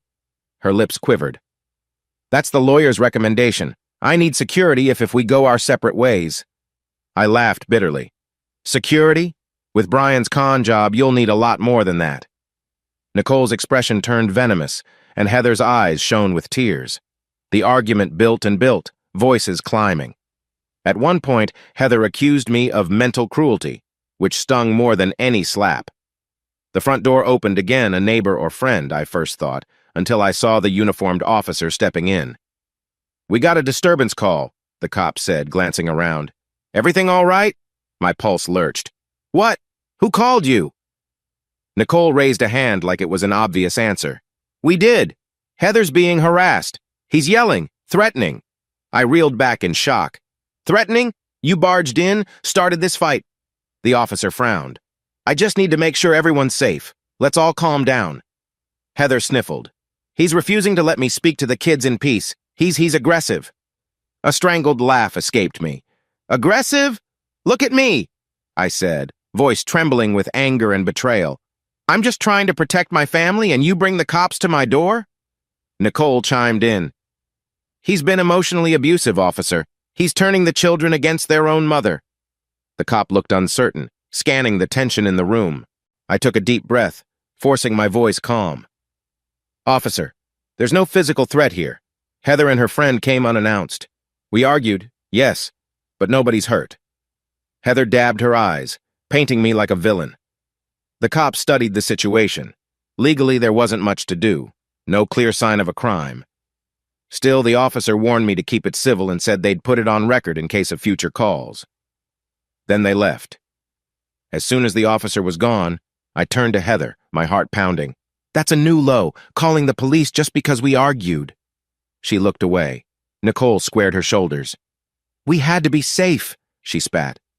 I stepped back, hands shaking. "Heather, I can't believe you've stooped to this. You want a war? Fine, but don't drag our kids into some false narrative that I'm abusive." She bit her lip, eyes glistening. For a moment, her anger wavered, but Nicole grabbed her arm, pulling her toward the door. "Come on, Heather. We're done here." They swept out, leaving me in the wreckage of another confrontation. Upstairs, Mason's music blared, muffling the chaos. Aaron's soft sobbing filtered down the hallway. My legs felt like lead, my mind a storm of rage and sorrow. As the echoes of the slammed door faded, I realized Heather's lawyer might use this so-called incident against me.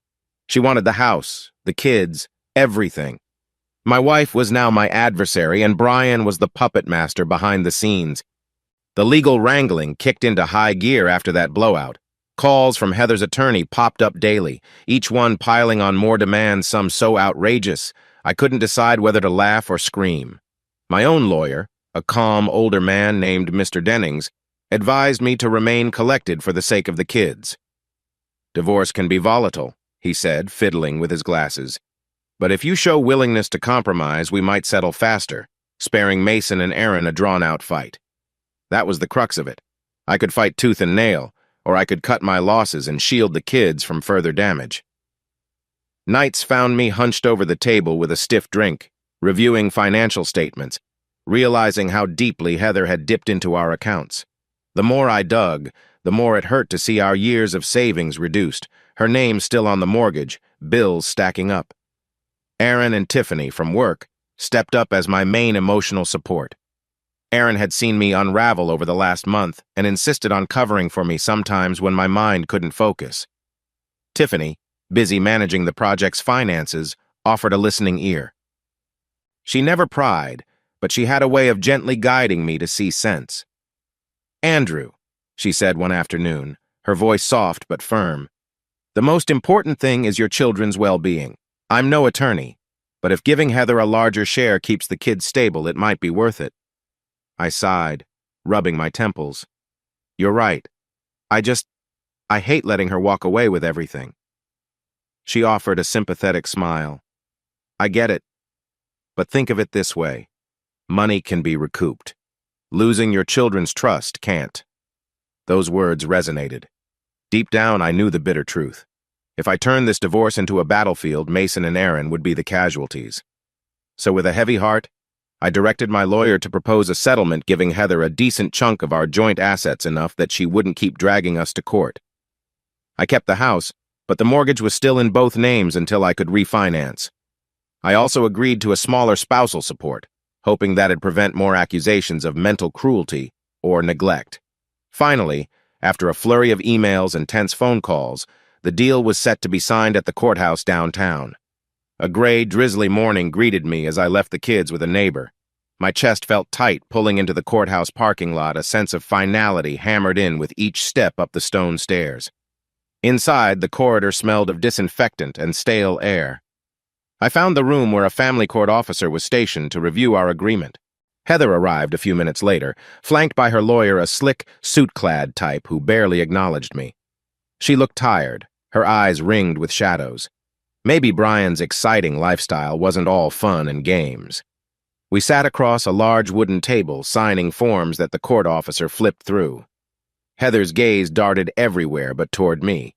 The pen felt heavy in my hand as I scratched my signature, relinquishing a part of my life, 15 years and countless memories, just so this nightmare could end.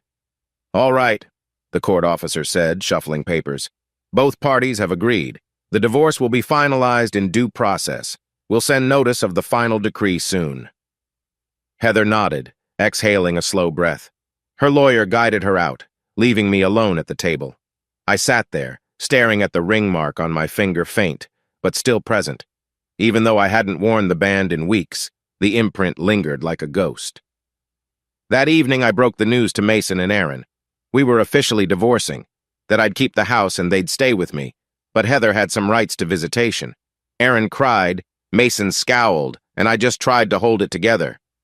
"So that's it?" Mason asked, voice thick.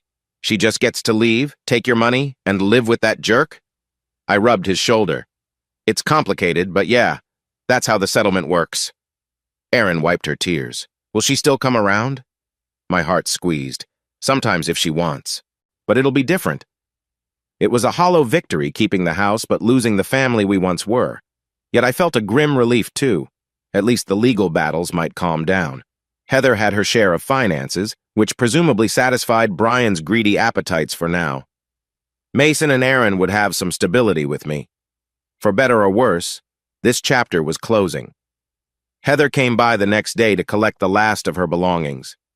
She barely spoke a word to me, just moved through the house like a ghost, gathering keepsakes and personal odds and ends. I wondered if she felt any pang of regret, seeing the home we built, the photos on the walls. She paused by one framed snapshot us on a family vacation in Lakewood, all smiles, and for a flicker of a moment, her expression softened. "Andrew," she finally said, voice low, "I never wanted it to end like this." I stared at her, exhaustion dulling my anger. "Neither did I. But you made your choice." She swallowed, nodding. Outside, Brian waited in his sedan, engine idling. "Guess this is goodbye, then," she murmured. 1,000 words swirled in my mind, accusations, pleas, or maybe just raw heartbreak, but I forced a stiff nod. "Take care of yourself." She left, shutting the door behind her. I stood there in the silence, feeling oddly numb. Not quite relief, not quite sorrow, something in between, like the hush after a raging storm. We used to share everything, I thought, and now we're just strangers. Work at the shipyard ramped up in the days that followed. The big project with Tiffany's firm was entering a critical phase: final design approvals, budget confirmations, and scheduling. I threw myself into the tasks, grateful for the distraction. I also worked with my bank on refinancing the mortgage, determined to keep the house firmly in my name. One late afternoon, Tiffany stopped by my office. Through the glass windows, I watched welders spraying sparks across the cavernous hangar, the chorus of metal on metal echoing. She knocked softly, stepping in. "Hey, Andrew. Just got the preliminary sign-off from my board on the new hull specs. This is good news." I managed a smile. "That's great. Thanks for guiding us through the financial side." Her eyes flicked to the scattered documents on my desk. Some were loan papers, others related to the divorce settlement. She hesitated. "I don't mean to pry, but how are you holding up?" I shrugged. "I'm fine, just dealing with the aftermath." She nodded, sincerity in her gaze. "I'm glad you're still here, investing in this project. You're talented, you know, and you deserve better than all that drama." Something warm sparked in my chest, an odd flicker of hope. "Thanks," I said quietly, not quite trusting myself to say more. "The kids are my priority. Once we get through this, maybe we'll find a new normal." She gave a gentle smile. I'd like to see that happen. Her words lingered as she left. A new normal. The phrase felt foreign yet enticing. Maybe I had been clinging to a past that no longer existed. Now, with the divorce in motion, Heather truly gone, I was free to pick up the pieces on my own terms, or maybe build something new entirely. As I locked up the office and walked to my truck, I gazed out at the harbor. The sky was clearing, a few golden rays breaking through the gray. Waves lapped at the docks, and the wind carried the briny scent that once made me think of storms and heartbreak. Now it reminded me that the sea is constantly changing. Tempests pass, waters calm, and life goes on. I'd always thought Emerald Bay's winter storms were intense, but that January felt especially raw. Gales ripped in from the ocean, bringing sheets of icy rain and a constant howl through the shipyard's metal framework. Inside our main building, welding sparks lit up the gloom as we raced to finalize the big project with Tiffany's firm. It was late afternoon when Aaron sidled over to my workbench, an uneasy look in his eyes. "Hey, Andrew," he said, keeping his voice low over the echo of machinery. "You heard the rumors about Brian?" My entire body tensed at the mention of that name. I'd been trying to block Heather's so-called lover from my mind, focusing on the design that might finally secure my future. But ignoring him was impossible, especially when people in Emerald Bay gossiped about every little scandal. "I heard bits and pieces," I muttered, setting down a sheet of hull schematics. "Something about shady investments?" Aaron nodded. "Word is, a couple of local entrepreneurs poured money into Brian's latest project, and it's not panning out. They're calling it a scam." A bitter satisfaction flickered in my chest. Was this the beginning of his downfall? So he's conning more than just Heather. Aaron shrugged, sympathy in his gaze. "Seems that way. Keep your eyes open, okay? If he's in trouble, who knows what stunts he'll pull next." I swallowed a surge of anger. No matter how satisfying it was to think of Brian crashing, I worried about how Heather might get dragged down with him.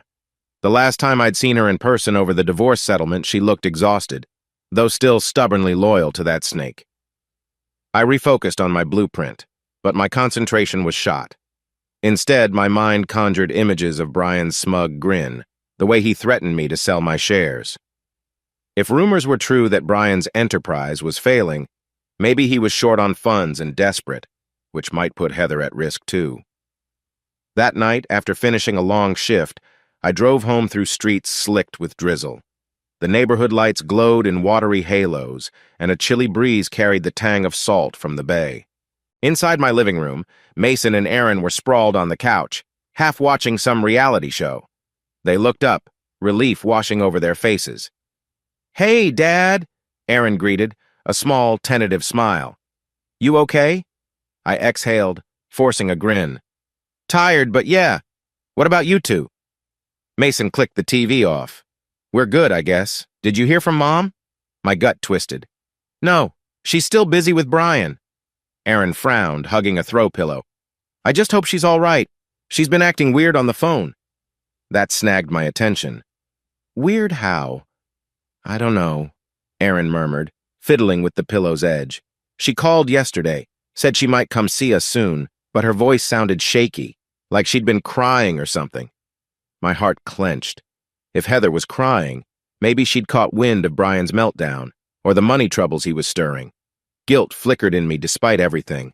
I hated imagining her trapped in some scam, frantic about losing everything. Then I remembered how she'd turned the kids' lives upside down, chosen Brian over her own family. A swirl of conflicting emotions churned inside me. "We'll see what happens," I finally said, ruffling Aaron's hair. "For now, let's not worry about her drama. You guys need anything?" Mason shook his head. "Not really. Just let us know if she calls you." I nodded, heart heavy. After the divorce settlement, Heather and I barely spoke except for scheduling visits with the kids. She rarely came around, too busy chasing illusions of wealth and excitement with Brian.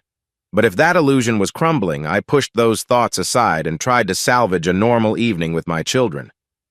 We shared a late dinner, talking about mundane things: homework, Aaron's new art project, Mason's attempts to fix a broken bike chain. Outside, the wind rattled our windows, an unsettling reminder of life's uncertainty. About a week later, I found myself at the Emerald Bay Courthouse again this time for a final hearing to confirm some details of the divorce that remained unresolved, mostly paperwork about property transfers. The morning sky was slate gray, thick with the threat of another coastal storm. I parked on the slick pavement, my insides churning with a mix of apprehension and fatigue.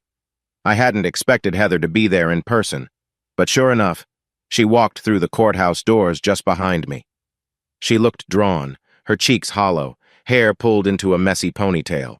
She wore a worn-out trench coat, too thin for the biting wind outside. "Heather," I greeted stiffly. She stared at me a moment, eyes darting away. "Andrew, hey." Awkward silence stretched between us as we moved down the hallway toward the family court offices. We eventually found ourselves standing side by side outside the clerk's desk, avoiding each other's gaze. The corridor smelled of antiseptic and old coffee, a bleak setting for our broken relationship. When the clerk called her name, Heather stepped forward. I noticed her hands tremble slightly as she signed a few documents. Her lawyer wasn't around this time. Perhaps the cost had become too steep, or Brian wasn't funding it anymore. After she finished, she turned to me. I need to talk to you. Just for a minute." I glanced around. Lawyers and nervous folks milled about, and I didn't want to cause a scene. "Fine, let's step outside." We ended up near a drafty window that overlooked the courthouse's back lot. A swirl of mist drifted past, the horizon lost in a blur of gray. Heather crossed her arms as if hugging herself for warmth. "What's going on?" I asked, my tone guarded. She hesitated, eyes downcast. "Brian, he's been busy. Some big business deals. He's under a lot of pressure." Her voice sounded brittle, as if she were trying to convince herself. "I've heard rumors it's a scam," I said bluntly. Her face reddened, but she didn't deny it. "He's not a bad person," she mumbled. "But some investors are demanding results, and he's short on cash." I felt a stab of pity. "And you? Are you short on cash now, too?" She shook her head, tears pricking her eyes. He had me sign some documents to help him secure funds. I don't even know the details. He said it was a short-term loan, that we'd be rolling in money soon. But," she trailed off, swallowing hard. "I'm scared, Andrew." A swirl of mixed emotions rose in me, anger, sadness, maybe a faint flicker of compassion. She'd chosen Brian, and it led her here, anxious, alone, in over her head. "Heather," I said softly, "you can't keep burying yourself in his mess. If this is illegal, you could face real trouble." She lifted her gaze, eyes shiny with tears. "You think I don't know that? But I have nowhere else to turn." A pang twisted my stomach, but I remembered all the heartbreak she'd caused. I can't fix it for you," I whispered. "Not anymore." She opened her mouth as if to protest, but the clerk called me over to sign my portion of the paperwork. Without another word, I turned and walked away, shoulders heavy. My last glimpse of Heather in that hallway was her leaning against the wall, eyes closed, as though the weight of her choices was finally crushing her. Tension around Brian's name hit a fever pitch a couple weeks later. Investors demanded results. Local entrepreneurs started whispering about lawsuits. Even the local newspaper, the Emerald Beacon, ran a small piece hinting at potential fraudulent schemes. One cold, drizzly afternoon, I was in my office at the shipyard, going over final cost estimates with Tiffany. She wore a professional blazer, her dark hair swept back, and exuded calm efficiency despite the chaotic environment. Through the tall windows, we could see the ocean waves rolling under a steel-gray sky. "Andrew," Tiffany said, pausing mid-sentence, "I heard rumors about that Brian fellow.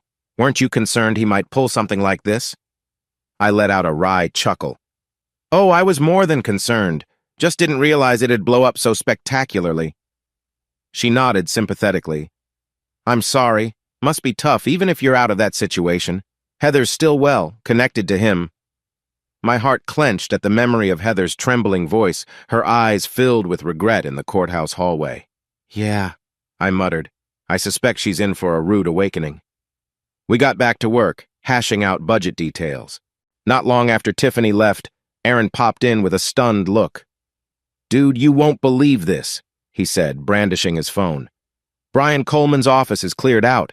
People are saying he vanished overnight, stiffing everyone. A burst of shock flashed through me, followed by grim satisfaction. Vanished? Like skipped town? Aaron nodded, flipping through a local news update. Allegedly. Some are calling it a Ponzi scheme. He took investor money, promised big returns, and now poof! I exhaled, leaning back in my chair. So it finally happened. Brian's empire of lies collapsed like a house of cards, leaving who knows how many victims behind. And Heather. The next day, the news grew more concrete. The Emerald Beacon published a front-page article. Local financier Brian Coleman under investigation, location unknown. The article mentioned a half-dozen furious clients, thousands of dollars unaccounted for. One quote even alluded to an ex-girlfriend who'd lost nearly everything. I didn't need a name to guess who that might be. By late afternoon, a sense of eerie calm settled on me. Heather had made her bed, trusting Brian over everything else. Now she was dealing with a financial meltdown and public shame. A part of me felt sorry for her, but mostly, I felt a numb acceptance. She chose this path. I was just wrapping up when my phone buzzed. It was Aaron again. "Andrew," he said, voice hushed. "Nicole got picked up by the cops." My eyebrows shot up. "Nicole? Heather's friend?" Yeah, apparently she'd been helping Brian recruit investors. They're saying she might have known it was a scam. She's being questioned. I pressed a hand to my forehead, incredulous. So that's how far this goes. Aaron sighed. "Guess so. Hang in there, all right." I thanked him and dropped the phone onto my desk. Suddenly, it felt like the entire fiasco was swirling around me like a maelstrom, except this time, I was safe on shore. I thought of Mason and Aaron at home, how they'd react hearing that Nicole, the ant-like figure who once took them for ice cream, was now under investigation. This chaos would rock them. That evening, I broke the news gently to my kids. Mason processed it with a grimace, cursing Brian under his breath. Aaron looked shell-shocked, tears brimming as she asked if Mom was in trouble too. I couldn't give a certain answer. "We'll find out soon," I said. But Mom wasn't arrested as far as I know. Deep inside, I braced myself for her call, half expecting a frantic plea for help. Part of me dreaded it. Part of me wanted to hear she was safe. She called late one night, around 10 when the house was quiet, and I was lying on the couch, exhausted. My heart lurched at the sight of her name on the screen. "Heather," I said, pressing the phone to my ear. Her voice was ragged, choked with tears. "Andrew, I'm sorry to bother you. I don't know what to do." A swirl of conflicting emotions slammed through me. "What happened?" "He's gone," she sobbed, words tumbling out. "Brian took what little money I had left. He promised to fix everything, and now he's vanished. I'm broke. The investors keep calling me, demanding answers. Nicole's been arrested. I'm scared I might be next." I clenched my jaw, remembering the hearing, the times I'd warned her. "That's rough," I finally said, keeping my voice neutral. "Andrew, please," she begged. "I have nowhere else to go. I can't face the kids. I've lost their respect. Can't you help me?" Hurt and anger battled in my chest. Even now, after destroying our family, she thought I could swoop in and fix it. But that capacity had been drained from me. I pictured Mason and Aaron's tearful faces after all her betrayals. "Heather, I know," I said, voice trembling. "I can't bail you out of this. You made these choices." Her sobs intensified. I know, but I don't have anywhere else to turn. Maybe you could lend me a little money? Or let me stay just for a while?" Pain stabbed my heart at the raw desperation in her voice, but every memory of her betrayal taking money from our accounts, leaving me to deal with the aftermath, came flooding back. Not to mention the heartbreak she inflicted on the kids. "Heather," I said quietly, "do you realize what you're asking? After everything you did, accusing me of emotional abuse, turning our marriage into a battlefield, choosing Brian over your own family?" She didn't answer, just sniffled pathetically. "I'm sorry you're in this mess," I continued, voice wavering with a mix of sorrow and finality. "But you dug yourself in, and you have to dig yourself out." Her breath hitched. "I understand," she whispered. I shut my eyes, fighting an onslaught of memories. Our wedding day, the kids' births, quiet Sunday mornings. Then I steeled myself. "I can't help you," I repeated, the words tasting bitter on my tongue. "Please don't call me for money. You need to figure this out on your own." There was a beat of silence, broken only by her ragged breathing. Then she whispered, "I'm so sorry," and hung up. The emptiness of the call's end washed over me, leaving behind a strange mix of grief and relief. She's truly facing the consequences now, I thought, a shaky exhale leaving my lungs. I set the phone aside, staring at the living room ceiling. The hush in the house felt heavier than any nighttime silence before. I pictured Heather alone, terrified, with no illusions left. Part of me ached for the memories of who we once were, but another part recognized this was the only path left. I rose from the couch and peeked into the hallway. Mason's door was shut, the faint sound of music leaking through. Erin's room was dark, she'd likely fallen asleep. Outside, the wind rattled the window panes, a final reminder of the storms that brought us to this moment. No more illusions, I reminded myself. No more chasing after a woman who destroyed our family for a con man's promises. As I returned to the couch, I felt the weight of it all settling on my shoulders, but also a flicker of acceptance. I'd done what I had to do, for my sake and for the kids. Heather had chosen her road, and it led her straight to ruin. Now I had to protect what remained of my life and maybe, just maybe, find a way forward without the darkness of her betrayal haunting every step. The final decree of our divorce arrived in the mail on a chilly morning. The envelope had the courthouse seal, and the contents spelled out the official end of a 15-year marriage. I stood in my living room, the winter light gray and thin through the windows, reading every line. By the time I finished, my stomach felt hollow, my heart strangely calm. "Dad?" Mason asked, poking his head around the corner. He'd just woken up, hair tousled, wearing a wrinkled sweatshirt. "Everything okay?"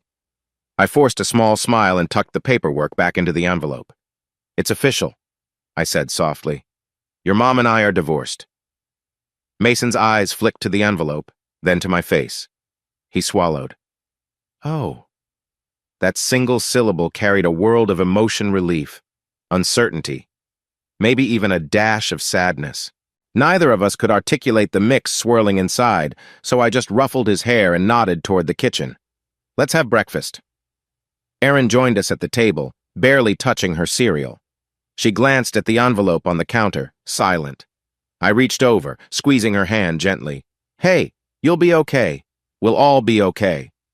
She nodded, eyes watering, but said nothing. And I realized that, despite the heartache, we had survived the worst of it.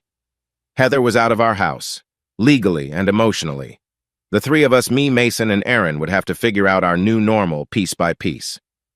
Later that day, I drove to the bank to finalize the refinance on my mortgage, ensuring the house was now in my name alone. The sky above Emerald Bay held a peculiar brightness, as if the sun finally broke through the endless cloud cover. Even the seagulls seemed more active, swirling overhead with raucous cries.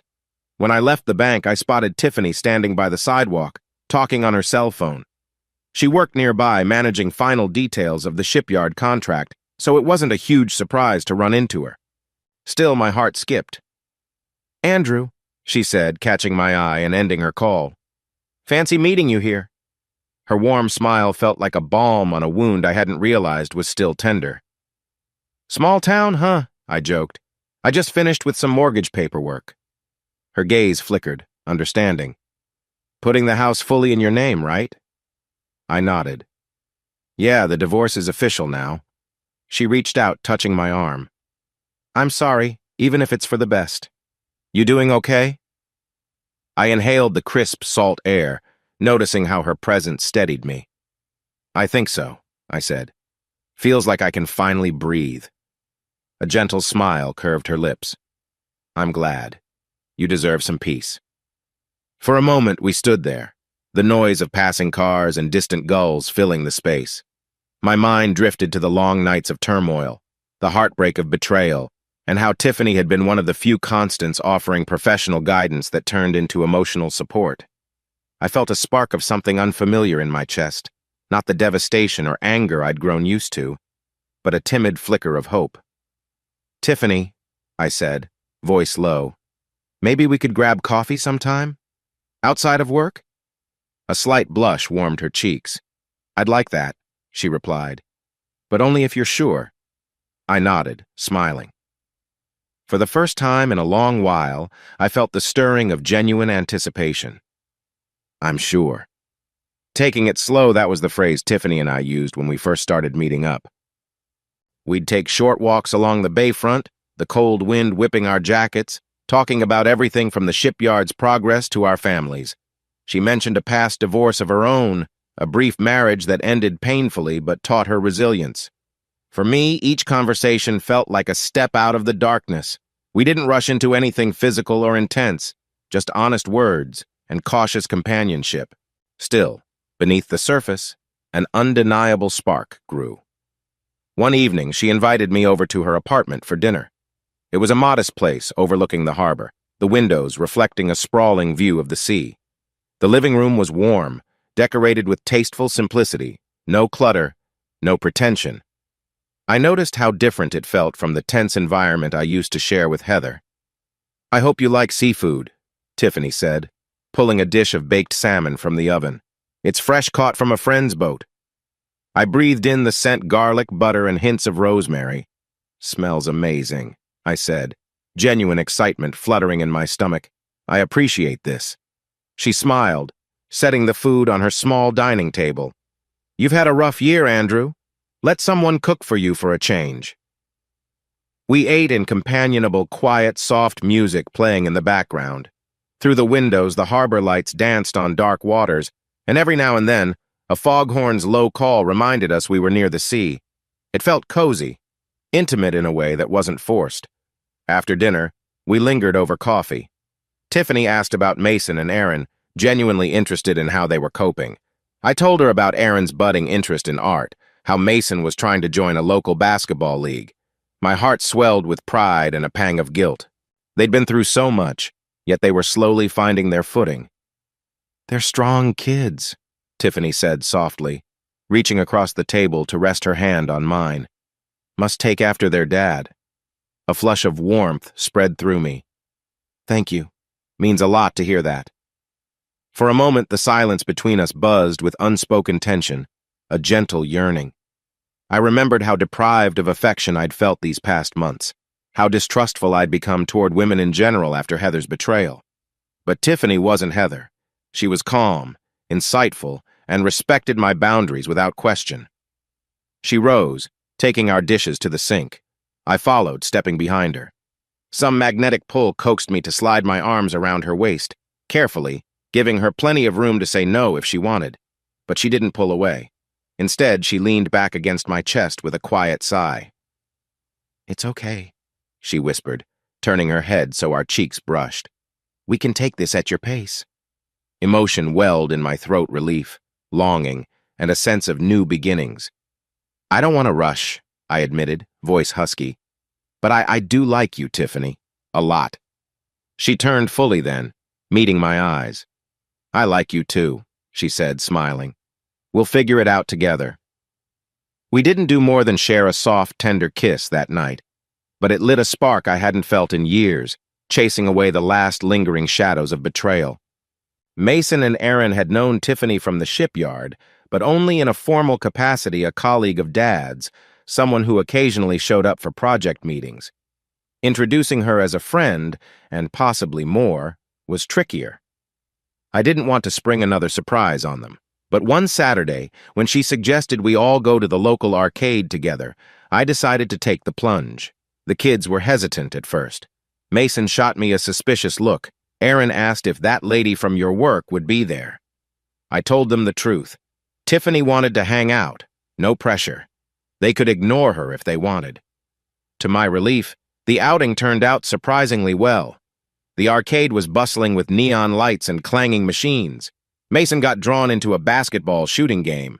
Aaron found a rhythm-based dance simulator.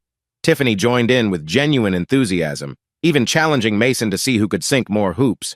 By the end, they were laughing together, my son's guard slightly lowered. You're not half bad for an office type. He teased Tiffany after she scored a line of perfect shots. She laughed, brushing a strand of hair from her face. I had a mean shot in high school, she confessed. Erin watched this exchange quietly, but there was no hostility in her eyes, just curiosity. I caught her glancing my way as if checking to see if this was okay. I gave her a reassuring nod. After the arcade, we grabbed burgers at a nearby diner. Conversation flowed. Mason ranted about his favorite music. Erin showed Tiffany a sketch she'd been working on. Tiffany listened, encouraging Erin's creativity and Mason's bravado without overstepping. I could almost see their reservations easing bit by bit. When we got home that evening, Erin pulled me aside while Mason headed to his room. She fiddled with her jacket zipper. "Dad, Tiffany's nice," she said shyly. "I thought it'd be weird, but it was kind of fun." I ruffled her hair, relief flooding me. "I'm glad. She really likes you two. No rush, okay?" She nodded, smiling softly. "Okay." That small breakthrough felt monumental. Heather's specter still lingered after all. She was their mother, and nothing would change that. But in the wake of her chaos, Tiffany was helping me and helping the kids discover a new sense of normalcy. A few days later, I got a call from Heather. She wanted to see Mason and Erin. I braced myself, recalling her last desperate plea for money I couldn't give.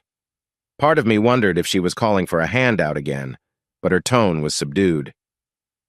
"I just want to see them," she said quietly. "If they'll have me." I arranged a short meetup at a cafe so the kids could decide how much time to spend. Erin reluctantly agreed, Mason more reluctant. I didn't push. It had to be their choice. Heather showed up looking worn, her hair unkempt, wearing a coat that hung loose on her shoulders. She greeted Mason and Erin with a trembling smile. Erin stayed close to my side while Mason hovered back, arms folded. Over coffee, Heather tried to engage in small talk, asked Mason about school, Erin about art. They answered politely but kept it short. The atmosphere was strained. After a few awkward minutes, Heather reached for Erin's hand, voice thick. "I'm so sorry for everything," she whispered. I never meant to hurt you." Erin looked at me, eyes wavering. Then she gently pulled her hand away. "You did hurt us, though," she said softly. "A lot." Heather's face crumpled. Mason clenched his jaw, refusing to speak. I stepped in, clearing my throat. "Look, Heather, I'm not going to force them to forgive you overnight. You have a lot to rebuild if you want to be a part of their lives." She lowered her gaze, nodding. "I understand." We kept the meeting short. As we parted ways, Heather's eyes brimmed with tears, but she didn't ask for anything else. As we left the cafe, Mason muttered, "It's too late, isn't it, Dad?" I placed a hand on his shoulder. "She'll always be your mom, but trust takes time. You set the pace." He didn't say more, but he looked relieved I wasn't pressuring him. In that moment, I felt a stab of gratitude for Tiffany, whose gentleness was showing me how to handle delicate situations without anger or resentment. Heather's presence in our lives would never vanish. She was family, whether we liked it or not. But the dynamic was forever changed. Spring arrived in Emerald Bay with subtle changes. The ice on the shoreline melted, revealing smooth sand and piles of driftwood.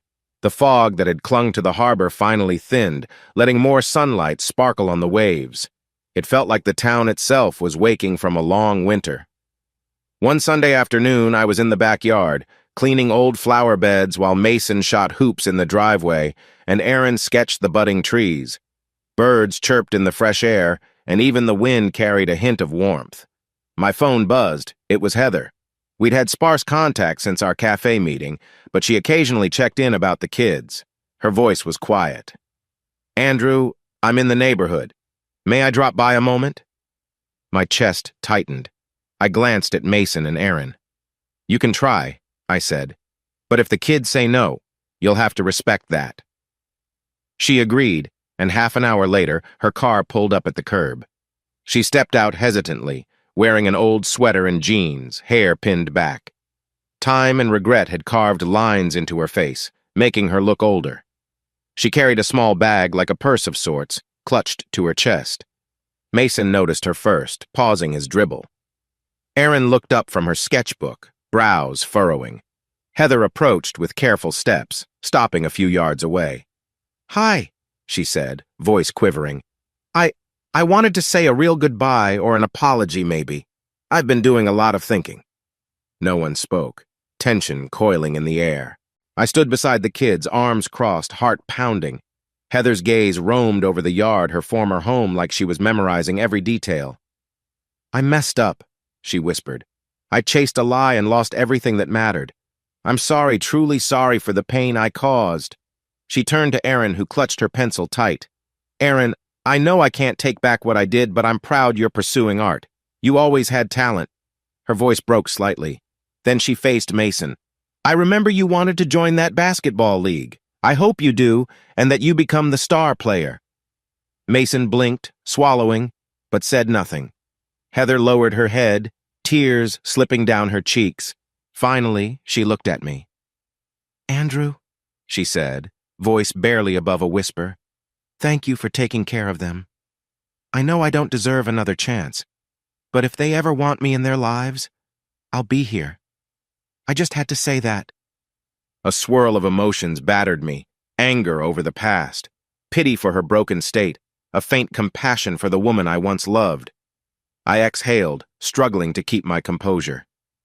"Heather," I said gently, "we're trying to move on. The kids need stability. Pushing too hard won't help." She nodded, wiping her tears. "I won't push," she promised. "I just needed to say I'm sorry." Erin closed her sketchbook, tears in her eyes. Mason bounced the basketball once, staring at the ground. The moment stretched, fragile and raw. In the end, we didn't force a reunion or invite her inside. She gave each child a timid smile, then turned to me. I looked into her eyes, seeing how regret and sadness consumed her. The memory of her betrayal still hurt, but a calm acceptance had settled in my heart. "Live well, Heather," I said quietly. "Make better choices for yourself." She bit her lip, nodding, tears shimmering. "You too," she whispered. "And I'm glad you're finding happiness again." Her gaze flicked meaningfully toward the house, where I knew Tiffany was inside, helping me sort through some old papers. With that, Heather walked away, climbing into her car. Mason and Aaron watched her drive off in silence, neither following nor stopping her.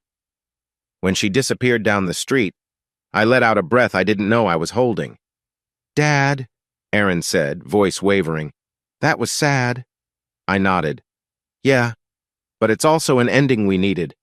Mason didn't speak, just bounced the ball again, tension draining from his shoulders. The three of us lingered in the yard a bit longer, letting the weight of Heather's final apology settle. I realized we might never share a warm mother-father-children tableau again, but at least we had closure. That evening, inside the living room, Tiffany offered a gentle smile. "Everything okay?" she asked, noticing the kids' subdued moods. "Heather stopped by," I explained. "An apology, I guess." Tiffany's eyes flickered with understanding, no jealousy or animosity, just empathy. She opened her arms and I stepped into her embrace, letting my tension melt away. Mason and Aaron, seeing this, relaxed as well, drifting over to join our little circle. For a moment, we stood together, a quiet tableau of resilience no longer haunted by Heather's betrayal or Brian's schemes or the storms that once threatened to drown us. We weren't a perfect family, but we were a family nonetheless, forging a new path. Outside, Emerald Bay's evening sky glowed with the last orange rays of sunset. The wind carried a mild saltiness, but it felt refreshing, not foreboding. I squeezed Tiffany's hand, meeting her gaze. "Thank you," I murmured, voice thick with gratitude. She just smiled, leaning her head against my shoulder. "You're welcome, Andrew. This is only the beginning."